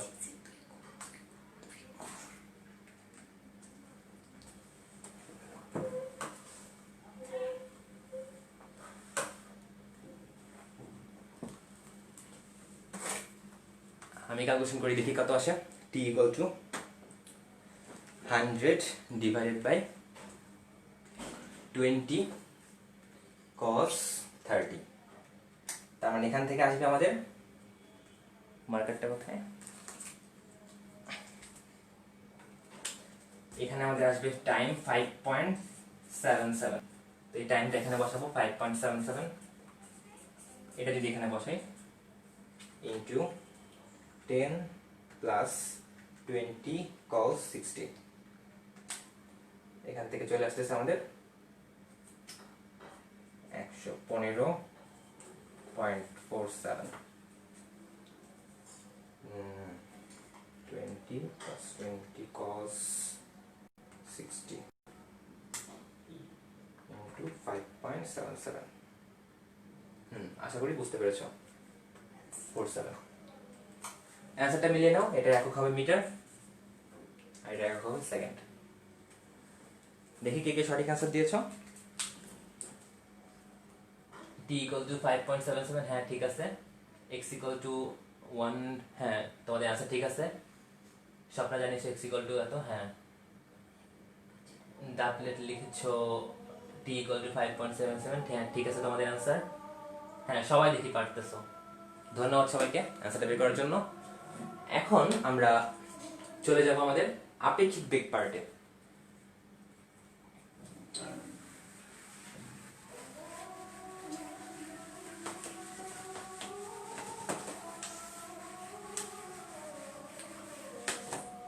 তো আপেক্ষিক বেগ অংশে আমরা শুরুতেই বুঝবো যে আপেক্ষিক বেগ জিনিসটা কি।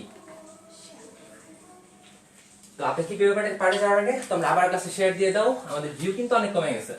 এটা কিন্তু অনেক ইম্পর্টেন্ট একটা জিনিস। আর এখান থেকে আমাদের যে বৃষ্টির অঙ্কগুলো আসে সেগুলো আসে, তারপর বাসের বৃষ্টি কিভাবে পড়ে সেগুলো অঙ্কগুলো আসে, ট্রাক গাড়ি যে অঙ্কগুলো আছে মানে দিক সংক্রান্ত যত অঙ্ক সবগুলো কিন্তু আপেক্ষিক বেগের অঙ্কগুলো। আপেক্ষিক বেগ আমরা কিন্তু বস্তু জগতে যেগুলো ক্যালকুলেট করি সবগুলো কিন্তু আপেক্ষিকতার সাথে ক্যালকুলেট করি। আপেক্ষিকতা মানে কি বোঝায়? কোনো একটা কিছু সাপেক্ষে ক্যালকুলেট করা, কোনো একটা কিছু সাপেক্ষে আমরা ক্যালকুলেট করব। যেমন আমরা একটা কেস নিয়ে আলোচনা করতে পারি যে আমরা যদি একটা ডাস্টারের ক্ষেত্রে বলি, একটা ডাস্টারের দৈর্ঘ্য মাপবো।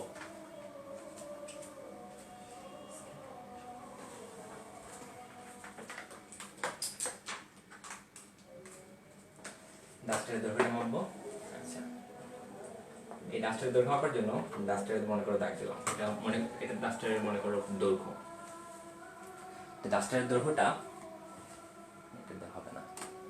আচ্ছা, এই ডাস্টারের দৈর্ঘ্যটা যদি কোনো স্কেল দিয়ে মাপি, তাহলে স্কেলে যদি 0 দাগ থেকে শুরু করি, তাহলে 0 দাগ থেকে শুরু করলাম, তাহলে এই স্কেল ছোট্ট একটা স্কেল আছে আমার কাছে, বড় স্কেল আপাতত নাই, আছে দেখি। যদি মাপি তাহলে আমাদের আসবে 5 ইঞ্চ। তার মানে 0 দাগ থেকে যখন শুরু করব তখন কিন্তু আমাদের আসলো 5 ইঞ্চ। যদি কোনো কারণে ধরো আমার স্কেলটা ভেঙে গেছে, আমাদের প্রথম পার্টটুকু নাই স্কেলের, সেক্ষেত্রে মনে করো এতটুকু অংশ নাই, আমরা 1 থেকে শুরু করলাম। যদি আমরা 1 থেকে শুরু করি, সেক্ষেত্রে আমাদের কিন্তু ক্যালকুলেট করতে হবে যে 6 এ শেষ হলো। তো এটা আমরা কিভাবে ক্যালকুলেট করি? এটা কিন্তু আমরা এটা ক্যালকুলেট করার সময় আমরা কিন্তু লিখি এখানে যে 5 - 0 = 5, আর এখানে লিখবো 6 - 1 = 5। তো এটা দিয়ে কি বোঝায়? যে আমরা এখান থেকেও 5 পেলাম, এখান থেকেও 5 পেলাম। তো এখানে আমরা মেপেছিলাম 0 এর সাপেক্ষে, আর এখানে আমরা মেপেছি 1 এর সাপেক্ষে। এই জিনিসগুলো যদি নাম দিই, এখানে আমাদের মাপবো 6, যাকে মাপি বড় করে লিখি, তোমাদের দেখতে অসুবিধা হয়। এইখানে আরো টান দিয়ে বড় করে লিখি, আমরা লিখবো যাকে মাপি। আর 1 কে লিখবো আমরা, যেহেতু এখানে 1 এর সাপেক্ষে মাপতেছিলাম, যার সাপেক্ষে মাপি।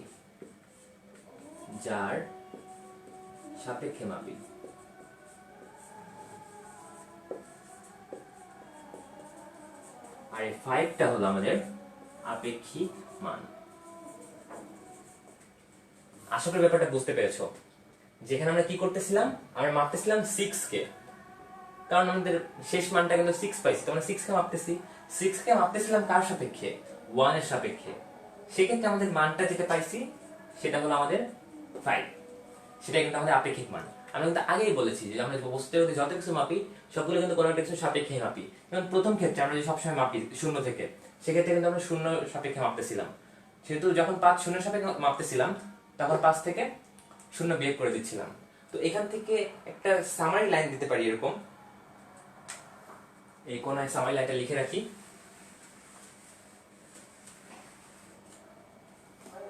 এটা আমাদের সব ক্ষেত্রে কাজে লাগবে যে যাকে মাপি আপেক্ষিক মান ইকুয়াল টু, আচ্ছা আজানের জন্য আমি চুপ থাকি। আপেক্ষিক মান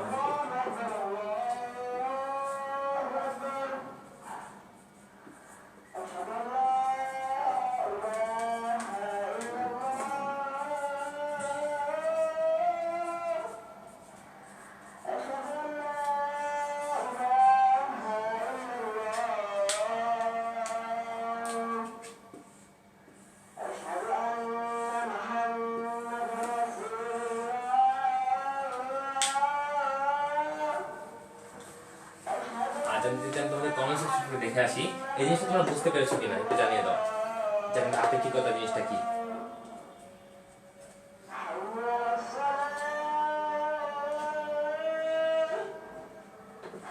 একজন বলেছেন হ্যাঁ আমি মোবাইলে দর্শন নিচ্ছি, হ্যাঁ আসলে ট্যালেন্টেড। আমার হাতের কাছে যা ছিল আমি সেটা নিছি, তোমার হাতের কাছে যা ছিল সেটা তুমি নিছো।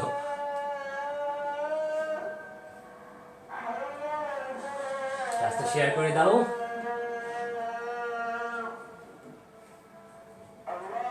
সাজ্জাদ বলেছে বুঝছি ভাইয়া, বুঝেছি ভাইয়া।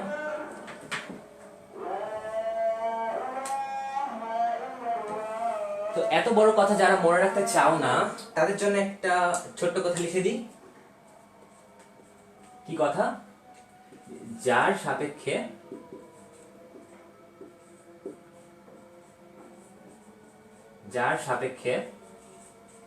তাকে বিয়োগ করব।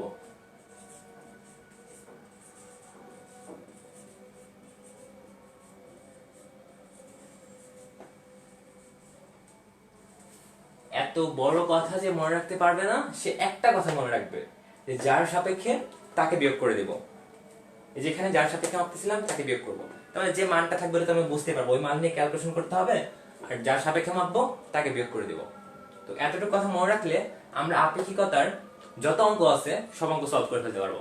আশা করি এই কথাটা মনে থাকবে তোমাদের। এখন দুইটা উদাহরণ নিয়ে আলোচনা করি যে আপেক্ষিক বেগ জিনিসটা আরো কিভাবে কাজ করতে পারে। প্রথমে আমরা একমাত্রিক নিয়ে কাজ করব, আস্তে আস্তে আমরা অ্যাডভান্স লেভেলের দিকে যাব।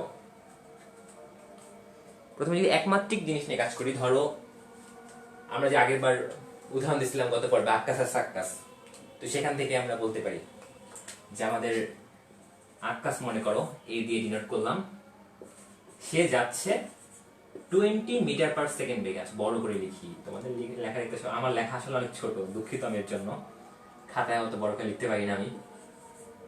20 মিটার পার সেকেন্ড, বুঝতে পারতেছো নাকি আরো বড় করে লিখতে হবে? সমস্যা হলে কমেন্টে জানিয়ে দিবে, আমি দেখার চেষ্টা করবো, সমস্যাগুলো সলভ করার চেষ্টা করবো।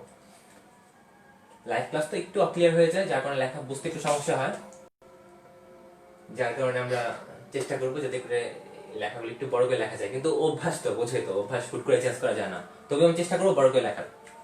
তো আকাশ যাচ্ছিল 20 মিটার পার সেকেন্ড থেকে, আকাশ কে দিয়ে লিখলাম আর সি দিয়ে লিখি আকাশ, তো সে যাচ্ছিল একটু কম বেগে, আবার ছোট করে লিখতেছি 15 মিটার পার সেকেন্ড বেগে। তো এখান থেকে আমার প্রথম প্রশ্ন, এক নম্বর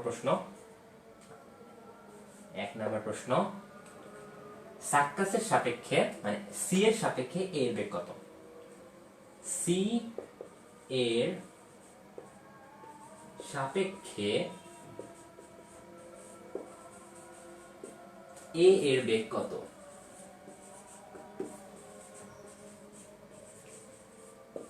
এটা যেহেতু একমাত্রিক কেস, একটা একদম নরমাল কেস, আমরা কিন্তু মুখোমুখি করে ফেলতে পারি যে এটার সাপেক্ষে 5 মিটার পার সেকেন্ড বেগে যাবে। তো এখানের বেসিক জিনিসটাকে সেটা বোঝার চেষ্টা করি যে এত বড় একটা কথাকে আমরা একটু ছোট কথা লিখতে পারি। এখানে সি এর সাপেক্ষে এ এর বেগ বা সি এ কে কোন বেগে যেতে দেখতেছে একই কথা, কিন্তু সি এ কে কত বেগে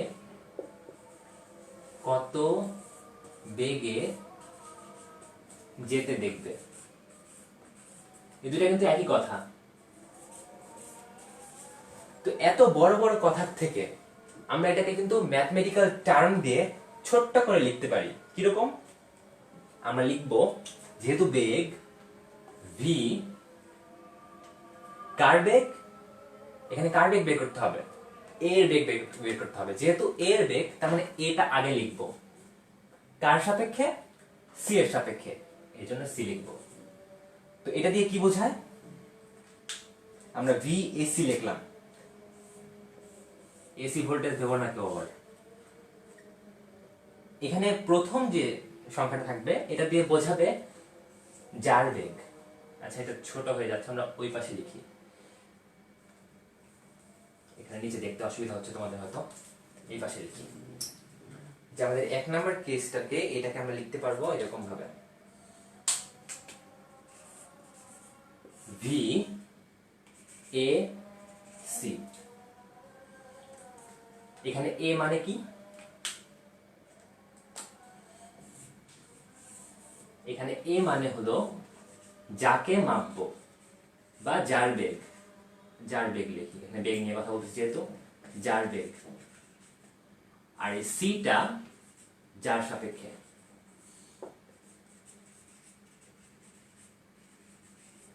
তো যার বেগ তাকে তাকে লিখবো আগে, ঠিক না?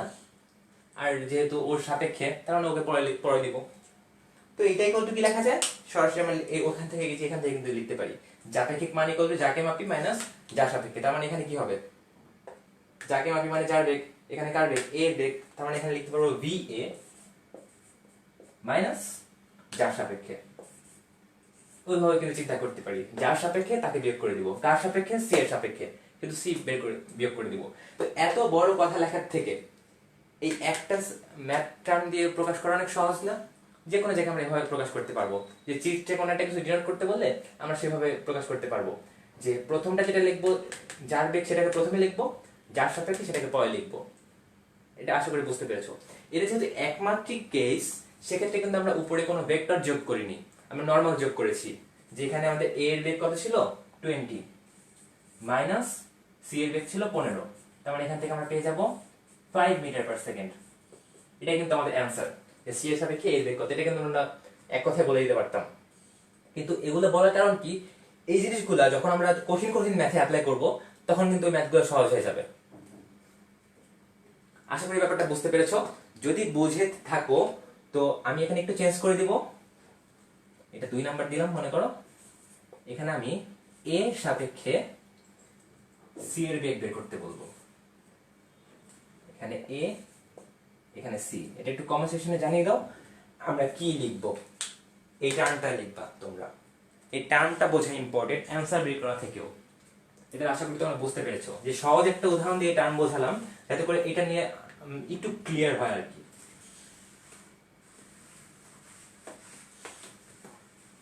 এখানে আমরা কি লিখছি, যে এ এর সাপেক্ষে সি এর বেগ। দেখি কমেন্টে তোমরা কি কি জানো, এ এর সাপেক্ষে সি এর বেগ।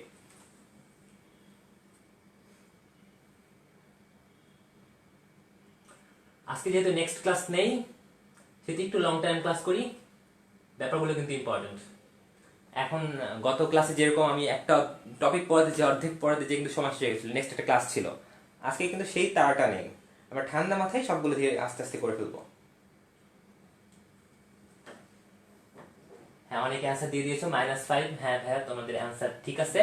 তো এটা আমরা কিভাবে লিখবো সেটা কিন্তু আমাদের বোঝা ইম্পর্টেন্ট অ্যান্সার বের করা থেকেও, কারণ এটা কিন্তু ইজি অঙ্ক, আমরা দেখে বলতে পারবো। কিন্তু যখন বড় বড় কঠিন কঠিন ম্যাথ থাকবে তখন কিন্তু দেখে বলতে পারবো না, তখন কিন্তু আমাদের এই প্রসেসটা অ্যাপ্লাই করতে হবে।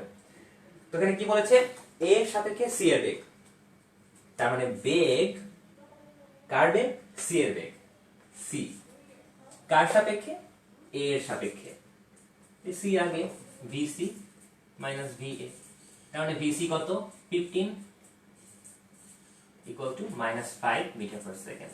-5 দিয়ে কি বোঝায়, 5 যেহেতু ওইদিকে, -5 দিয়ে বোঝায় বিপরীত দিকে, তার মানে মনে হবে সে পিছিয়ে যাচ্ছে। আশা করি বুঝতে পেরেছো। এখন আমরা তোমাদের কাঙ্ক্ষিত ম্যাথ বৃষ্টি ম্যাথে যাব।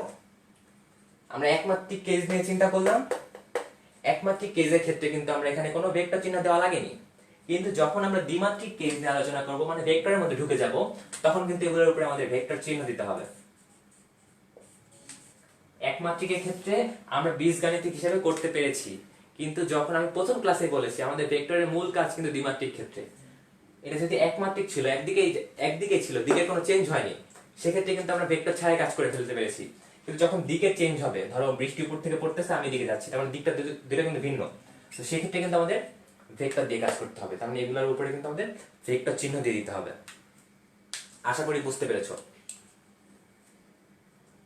তো এই জিনিসটা মাথায় রাখবে সবসময়, যে VCA এর মানে কি, সি এর বেগ এ এর সাপেক্ষে equal to VC minus VA।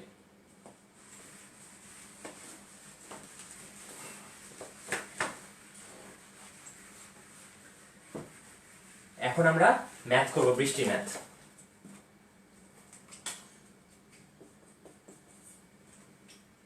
তো আমি একজনের নাম নিই, কার নাম নিব, আবিদ। আমার বন্ধুর নাম আবিদ। আবিদ বাড়ি যাচ্ছিল, হেঁটে হেঁটে বাড়ি যাচ্ছিল। এটা মুছে দিই, লিখতে একটু অসুবিধা হচ্ছে। আশা করি এগুলো তুলে নিয়েছি তো।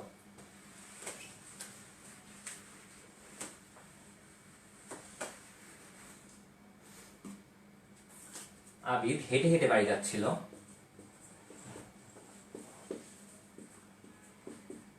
হেঁটে হেঁটে বাড়ি যাচ্ছিল,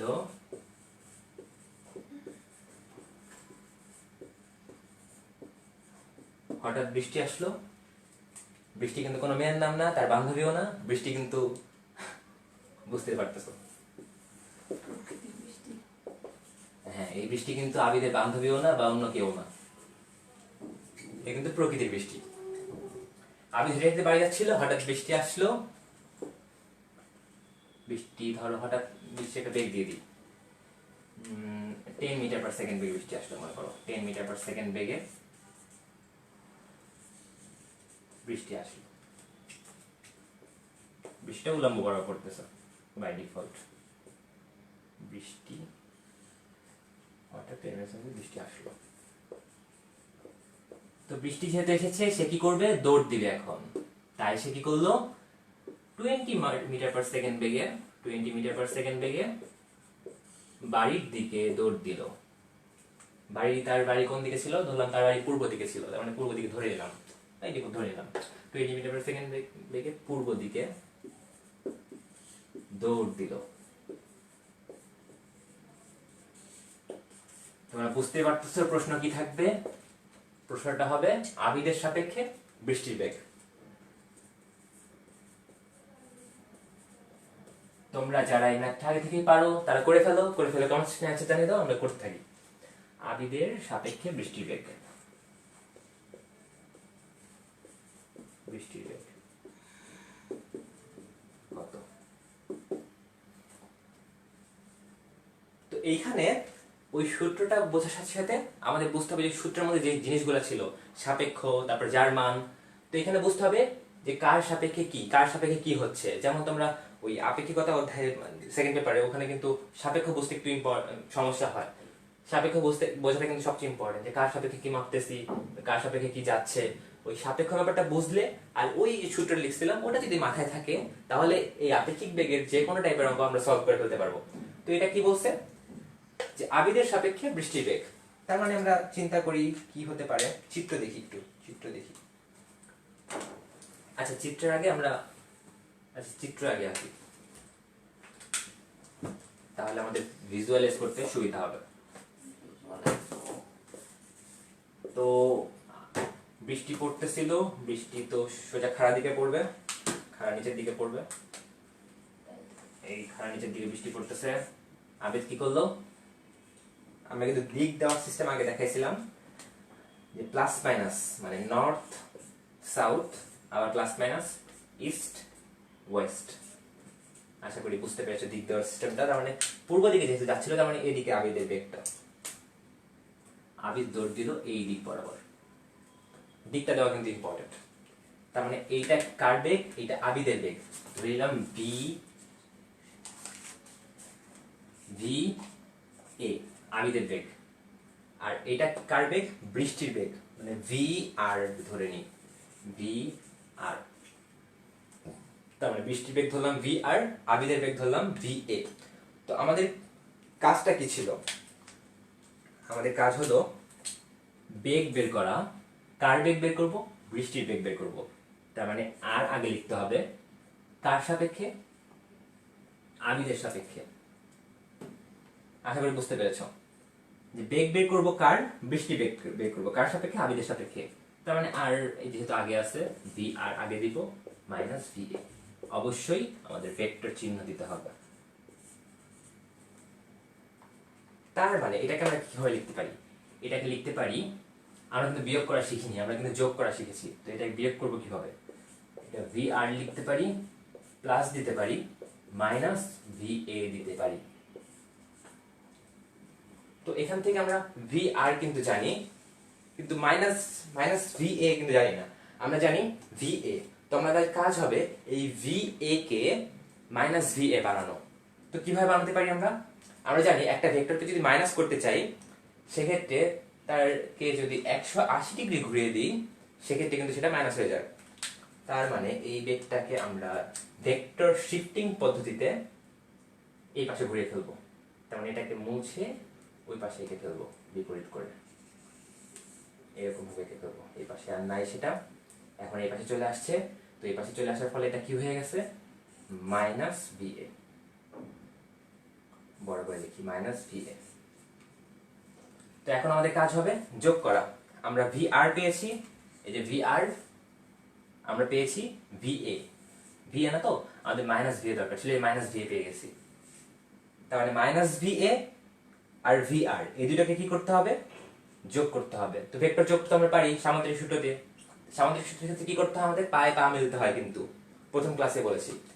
তার মানে এইটার যে পা আছে, এইটার পায়ের সাথে এই পাও মিলতে হবে। আবার ভেক্টর শিফটিং পদ্ধতিতে কি করতে পারি, এই ভেক্টরটাকে সরিয়ে এখানে নিয়ে আসতে পারি। মান ঠিক থাকলো, দিকও ঠিক থাকলো, তার মানে ভেক্টরটা সেম আছে।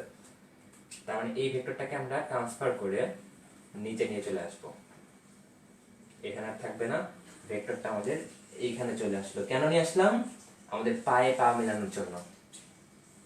এখন দেখো দিক কিন্তু সেম আগের দিকে আছে, আর যে রেখাটা দৈর্ঘ্য সেম রাখি তাহলে দৈর্ঘ্য সেম আছে, মানে মান সেম আছে, মান সেম আছে, দিক সেম আছে, তো ভেক্টরটাও সেম আছে। এখন এই দুটো ভেক্টর যদি যোগ করি আমাদের লব্ধি হবে অবশ্যই মাঝ বরাবর, আর মধ্যবর্তী কোণ 90 ডিগ্রি হলে আমরা লব্ধিতে বের করতে পারি। কি হয়, √VA স্কয়ার, এটা কিন্তু মান, মাইনাস হয়েছে কিন্তু দিকের জন্য, মানটা কিন্তু VA, মাইনাস মাইনাস কিন্তু প্লাস, এটা আমাদের যে VR কে কিন্তু এখানে নিয়ে আসছি, এটা কিন্তু আমাদের ছিল VR square.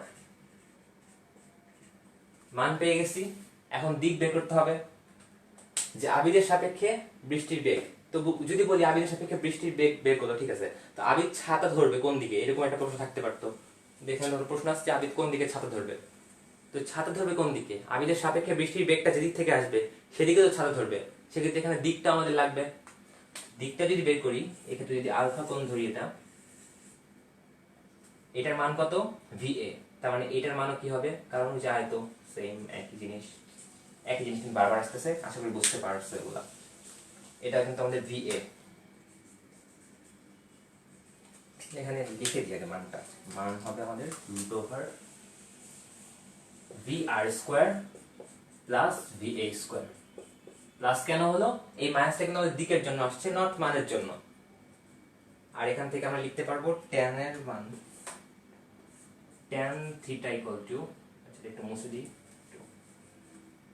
tan theta equals to কি হয়, আমাদের লম্ব হলো VR, না লম্ব তো VA, এখানে লম্ব VA আর আমাদের ভূমি VR, এখান থেকে থিটা ইকুয়াল টু বের করে ফেলতে পারবো। তার মানে কত ডিগ্রি কোণের ছাতা ধরতে হবে সেটাও কিন্তু আমরা বের করে ফেললাম। জাস্ট নর্মাল একটা কেস, জাস্ট আমরা এই সূত্রটা যদি বুঝি সেটা কিন্তু আমরা সবগুলো অঙ্কে ভাগ করে ফেলতে পারবো। আশা করি তোমরা এগুলো বুঝতে পেরেছো। দেখি তোমরা অ্যান্সার করেছো কিনা, অনেকে, আমরাও অ্যান্সার করব। অনেকে হ্যাঁ অ্যান্সার লিখে দিছো 10√5। আচ্ছা দেখি আমি ক্যালকুলেট করে কি আসে। এখানে আসে আমাদের v যদি বের করি 20√20 square plus 10 square equal to আমাদের আসবে হ্যাঁ 10√5। তোমাদের আনসার একদম ঠিক আছে। আর যদি থিটার মানটা বের করে দাও, থিটার মানটা কত হবে, থিটার মানটা আমরা যদি বলি VA কত ছিল আমাদের 20 ডিভাইড বাই 10, এটা আবার tan ইনভার্স। ভিটা বের করে দাও, দেখি आंसर হয়েছে কিনা তোমাদের। হ্যাঁ VA থিটাটাও ঠিক আছে, তোমরা ক্যালকুলেট করতে পেরেছো। এই ইকুয়েশনে cos থিটা ইউজ করেন নাই কেন, কোন ইকুয়েশনে ভাইয়া, ও এই ইকুয়েশনে cos থিটা ভাইয়া কই, ওই cos থিটা, আচ্ছা cos থিটা আমরা ইউজ করতে পারতাম, এখানে যে কোনো কিছু ইউজ করতে পারবো ত্রিকোণমিতিতে। সেক্ষেত্রে আমাদের কষ্ট করে এই মানটা বের করতে হতো। cos ইকুয়াল টু আমরা কি জানি, cos থিটা ইকুয়াল টু কি জানি, cos থিটা ইকুয়াল টু জানি আমরা ভূমি বাই অতিভুজ। তার মানে cos থিটা যদি ধরতাম, আমরা ভূমির মানটা জানি, এই অতিভুজের মানটা বের করে নিতে হতো, যেটা আমরা এখান থেকে বের করছি। চাইলে ওটা দিয়ে করতে পারো, কিন্তু যদি আমরা এটা ছাড়াই এটা মান বের করতে চাই, সেক্ষেত্রে কিন্তু আমাদের প্রশ্নে আমাদের লম্ব আর ভূমির মান দেওয়া আছে, তো লম্ব আর ভূমি দিয়ে কিন্তু আমাদের tan হয়, এই জন্য tan নিচ্ছি। তুমি চাইলে cos দিয়ে করতে পারো, কোনো সমস্যা নেই। সেক্ষেত্রে কি করতে হবে, আমাদের এই অতিভুজের মানটাকে বের করে নিতে হবে। আশা করি এটা বুঝতে পেরেছো।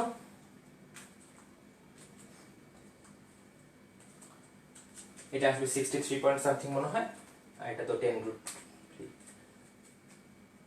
এখন আমরা যাব আরেকটু অ্যাডভান্স টাইপের, আমরা ধাপে ধাপে কঠিনের দিকে যাব।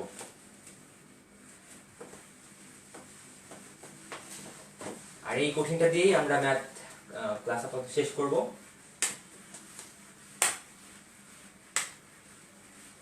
আর ক্লাস শেষে তোমাদের মনে আছে তো, ক্লাস শেষে কিন্তু আমরা একটা ব্রেনস্টর্মিং পার্ট রেখেছি, সেখানে তোমরা আশা করি ব্রেনস্টর্মিং এর পার্ট রেখেছি, আশা করি তোমরা ওটা পার্টিসিপেট করবে। তো আর একটা প্রশ্ন এরকম যে প্রশ্ন কি এরকম দিতে পারি, আচ্ছা একটি গাড়ি 40 কিলোমিটার/আওয়ার বেগে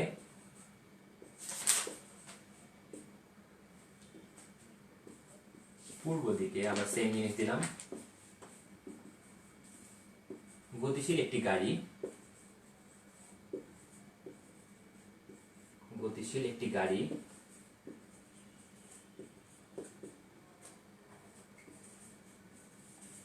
একটি ট্রাককে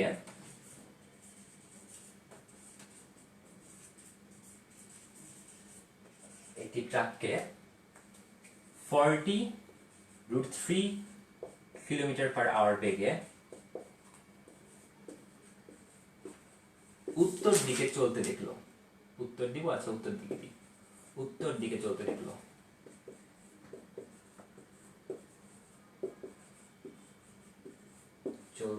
দেখলো। এখন আমাদের প্রশ্ন হলো ট্রাকের বেগ কত? ট্রাকের বেগ কত? 40 কিলোমিটার/আওয়ার বেগে পূর্ব দিকে গতিশীল একটি গাড়ি একটি ট্রাককে এত কিলোমিটার বেগে উত্তর দিকে চলতে দেখলো, ট্রাকের বেগ কত? এই অঙ্কটা করার আগে আপনি কি এটা তো বোঝা যাচ্ছে যে একটি ট্রাককে চলতে দেখছে, তার মানে কারোর সাপেক্ষে কেউ, তার মানে এটা আপেক্ষিকতার অঙ্কটা বুঝতে পারতেছি।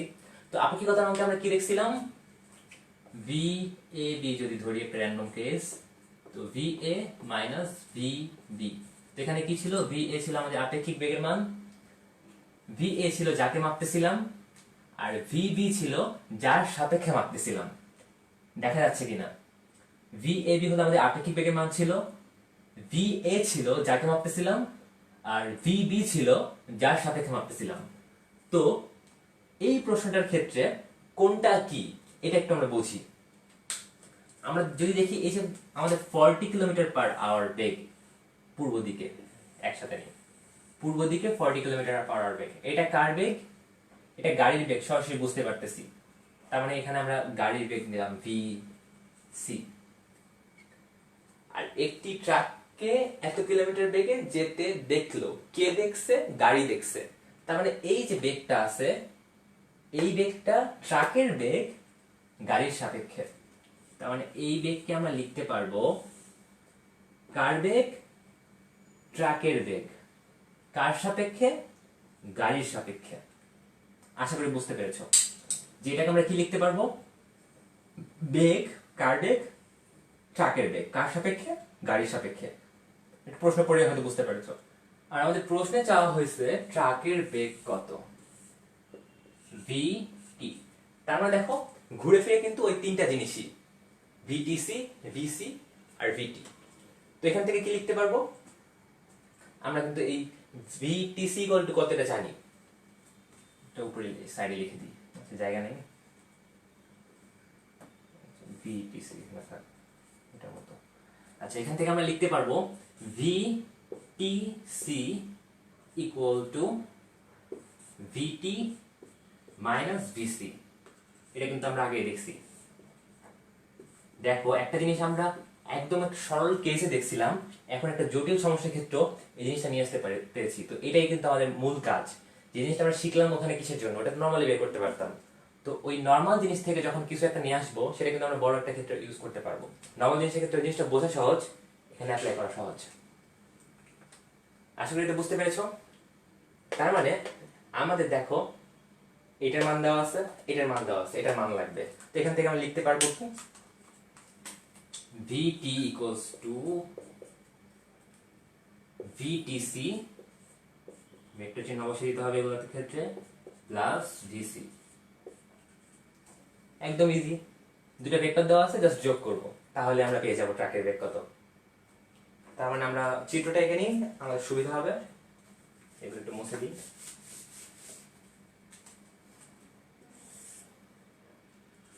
আমাদের আগের মতো আবার চিত্র আঁকবো নর্থ সাউথ দিয়ে।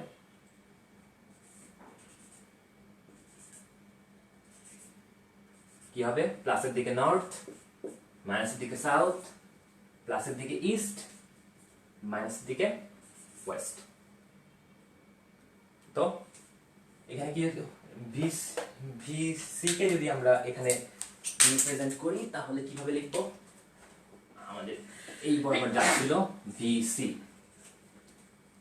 এই বেগকে যদি আমরা এখানে চিত্রতে দেখাই তাহলে এটা কোন দিকে যাচ্ছিল? উত্তর দিকে। ভিটিসি, ভিটিসি যাচ্ছিল আমাদের উত্তর দিকে, মানে ভিটিসি আমাদের যাচ্ছিল উত্তর দিকে। এটা কি আমাদের ভিটিসি ভেক্টর, দিক দেওয়া আছে, সে দিক না দিলে হবে, দিক তো দেখিয়ে দিয়েছে উত্তর দিকে, সব না দিলে সমস্যা নেই। তো এক্ষেত্রে আমাদের কাজ কি? আমাদের এই আনসার বের করতে গেলে আমাদের ভিটিসি লাগবে, ভিসি লাগবে। তো আমরা ভিসি জানি, ভিটিসি জানি, এদের কি করতে হবে? এখানে দেওয়া আছে, এদের যোগ করতে হবে। তার মানে এদের যোগ করে দিলে কিন্তু আমরা অ্যান্সার পেয়ে যাবো। এদের যোগ করলে কি করব? আমাদের এই কর্ণ বরাবর যাব, এটা কিন্তু আমাদের আর, তার মানে যোগ করে দিলে দুটোর লব্ধি পেয়ে যাবো। তার মানে এখান থেকে কিন্তু আমরা এটা বের করতে পারি, ওই যে মধ্যবর্তী কোণ 90, যোগ করানো সহজ। আর যদি মধ্যবর্তী কোণ 90 নাও হতো, আমরা তো দুইটা ভেক্টর যোগ করতে পারি। সূত্র শিখেছি, সামুদ্রিক সূত্র। দেখো পায়ে পায়ে কিন্তু মিলছে, সেক্ষেত্রে আমাদের চেঞ্জ করতে হচ্ছে না। যদি পায়ে পা না মিলতো সেক্ষেত্রে আমাদের চেঞ্জ করতে হতো। যেহেতু পায়ে পা মিলে গেছে, এখন সামুদ্রিক সূত্র অ্যাপ্লাই করে দিতে পারবো। তো এক্ষেত্রে যেহেতু 90 ডিগ্রি, সেক্ষেত্রে সামুদ্রিক সূত্র আমাদের দরকার হচ্ছে না। আমরা খুব সহজেই এখানে লিখে দিতে পারবো √ওভার VTC square plus VC square. আর যদি বলে অ্যাঙ্গেলটা কত, অ্যাঙ্গেলটা যেহেতু বলছে আমাদের বেগ, তো বেগ তো একটা ভেক্টর রাশি, সেক্ষেত্রে মানও বের করতে হবে, দিকও বের করতে হবে। তো এখানে যদি এটা এঁকে ফেলি ওই যে বর্গের মতো, তার মানে এটার মান আর এটার মান সেম হবে, যেহেতু 90 ডিগ্রি সামুদ্রিক মানে বর্গ। এটা ভিটিসি ছিল, তার মানে যদি থিটা বের করি এখান থেকে, থিটা বের করলে কি হবে? ট্যান থিটা ইকুয়াল টু কি লিখতে পারবো? এখান থেকে লিখতে পারবো ট্যান থিটা ইকুয়াল টু, বড় করে লিখি, ট্যান থিটা ইকুয়াল টু বিপরীত বাহু ভিটিসি ডিভাইডেড বাই ভিসি। তার মানে কি? এখানে লিখে নিও, আচ্ছা এটা লিখে দিই। এইটা যোগ করলে কি পাবো আমরা? VTC square plus VC square. অ্যান্সারটা জানিয়ে দাও তোমরা। বুঝতে পেরেছো তো আশা করি, যে ট্যান থিটা ইকুয়াল টু লম্ব বাই ভূমি। দেখি তোমরা কি অ্যান্সার জানিয়ে দিয়েছো? হ্যাঁ, অনেকে অ্যান্সার জানিয়ে দিয়েছো, সবাই জানিয়েছো 56.56। আচ্ছা আমি করে দেখি। আমাদের একটা ছিল √40 স্কোয়ার প্লাস 40√3 এটার স্কোয়ার। আমাদের মান হলো 80। হ্যাঁ, মান আমাদের 80, একদম ঠিক আছে, মান আমাদের 80। আর কোনটা যদি বের করি, কোন আমাদের tan ইনভার্স, উপরে যাবে আমাদের ভিটিসি মানে 40√3, আর নিচে যাবে আমাদের 40। এখান থেকে করলে আমরা পেয়ে যাব 60 ডিগ্রি, এখান থেকে পেয়ে যাব 60 ডিগ্রি। আশা করি বুঝতে পেরেছো ব্যাপারটা। তার মানে এই অঙ্কটা দেখে অনেক জটিল মনে হচ্ছিল, কিন্তু আমরা জাস্ট এই একটা সূত্র দিয়ে পুরো অঙ্কটা করে ফেলেছি। আপেক্ষিকতার যত অঙ্ক আছে সব অঙ্ক যদি তুমি এই সূত্র দিয়ে চেষ্টা করো পেরে যাবে। জাস্ট আমাদের ভেক্টরের বেসিক জ্ঞানটা থাকতে হবে আর এই ট্রিকটা জানতে হবে, তাহলে আপেক্ষিকতার অঙ্কে কোনো সমস্যা থাকবে না। আশা করি এই ব্যাপারগুলো বুঝতে পেরেছো। তো আবার তোমাদেরকে জানিয়ে দিই যে আমাদের কিন্তু এরপরে কিন্তু আমাদের এই যে একটু পরে আমি তোমাদের এই একটা সমস্যা দিব, দুইটা সমস্যা দিব আসলে। ওই দুটো সমস্যা তোমরা সলভ করে কমেন্ট সেকশনে জানাবে না, অবশ্যই কমেন্ট সেকশনে অ্যান্সার দিবে না, কারণ কমেন্ট সেকশনে যদি একজন অ্যান্সার দেয় দেখা যাবে সবাই অ্যান্সার দিয়ে দিছে। আমি ওখানে তোমাদের একটা গুগল ফর্মের লিংক দিব, তোমরা গুগল ফর্মে সাবমিট করবে। আশা করি তোমরা অংশগ্রহণ করবে সবাই।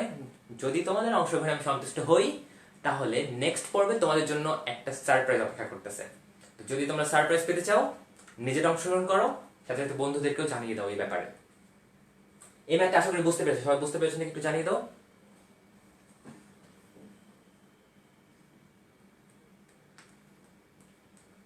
একজন লিখছো ভাই ক্যামেরা মাঝে মাঝে আনক্লিয়ার হয়ে যায় কেন? ভাই ফোকাসে একটু সমস্যা হয় ভাইয়া।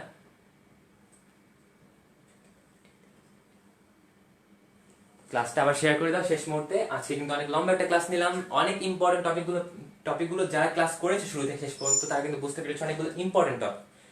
এই বেসিকগুলো বুঝলে কিন্তু আমাদের নদী নৌকার আপেক্ষিক বেগের কোনো সমস্যা থাকবে না। তো সবাইকে এতক্ষণ থাকার জন্য ধন্যবাদ।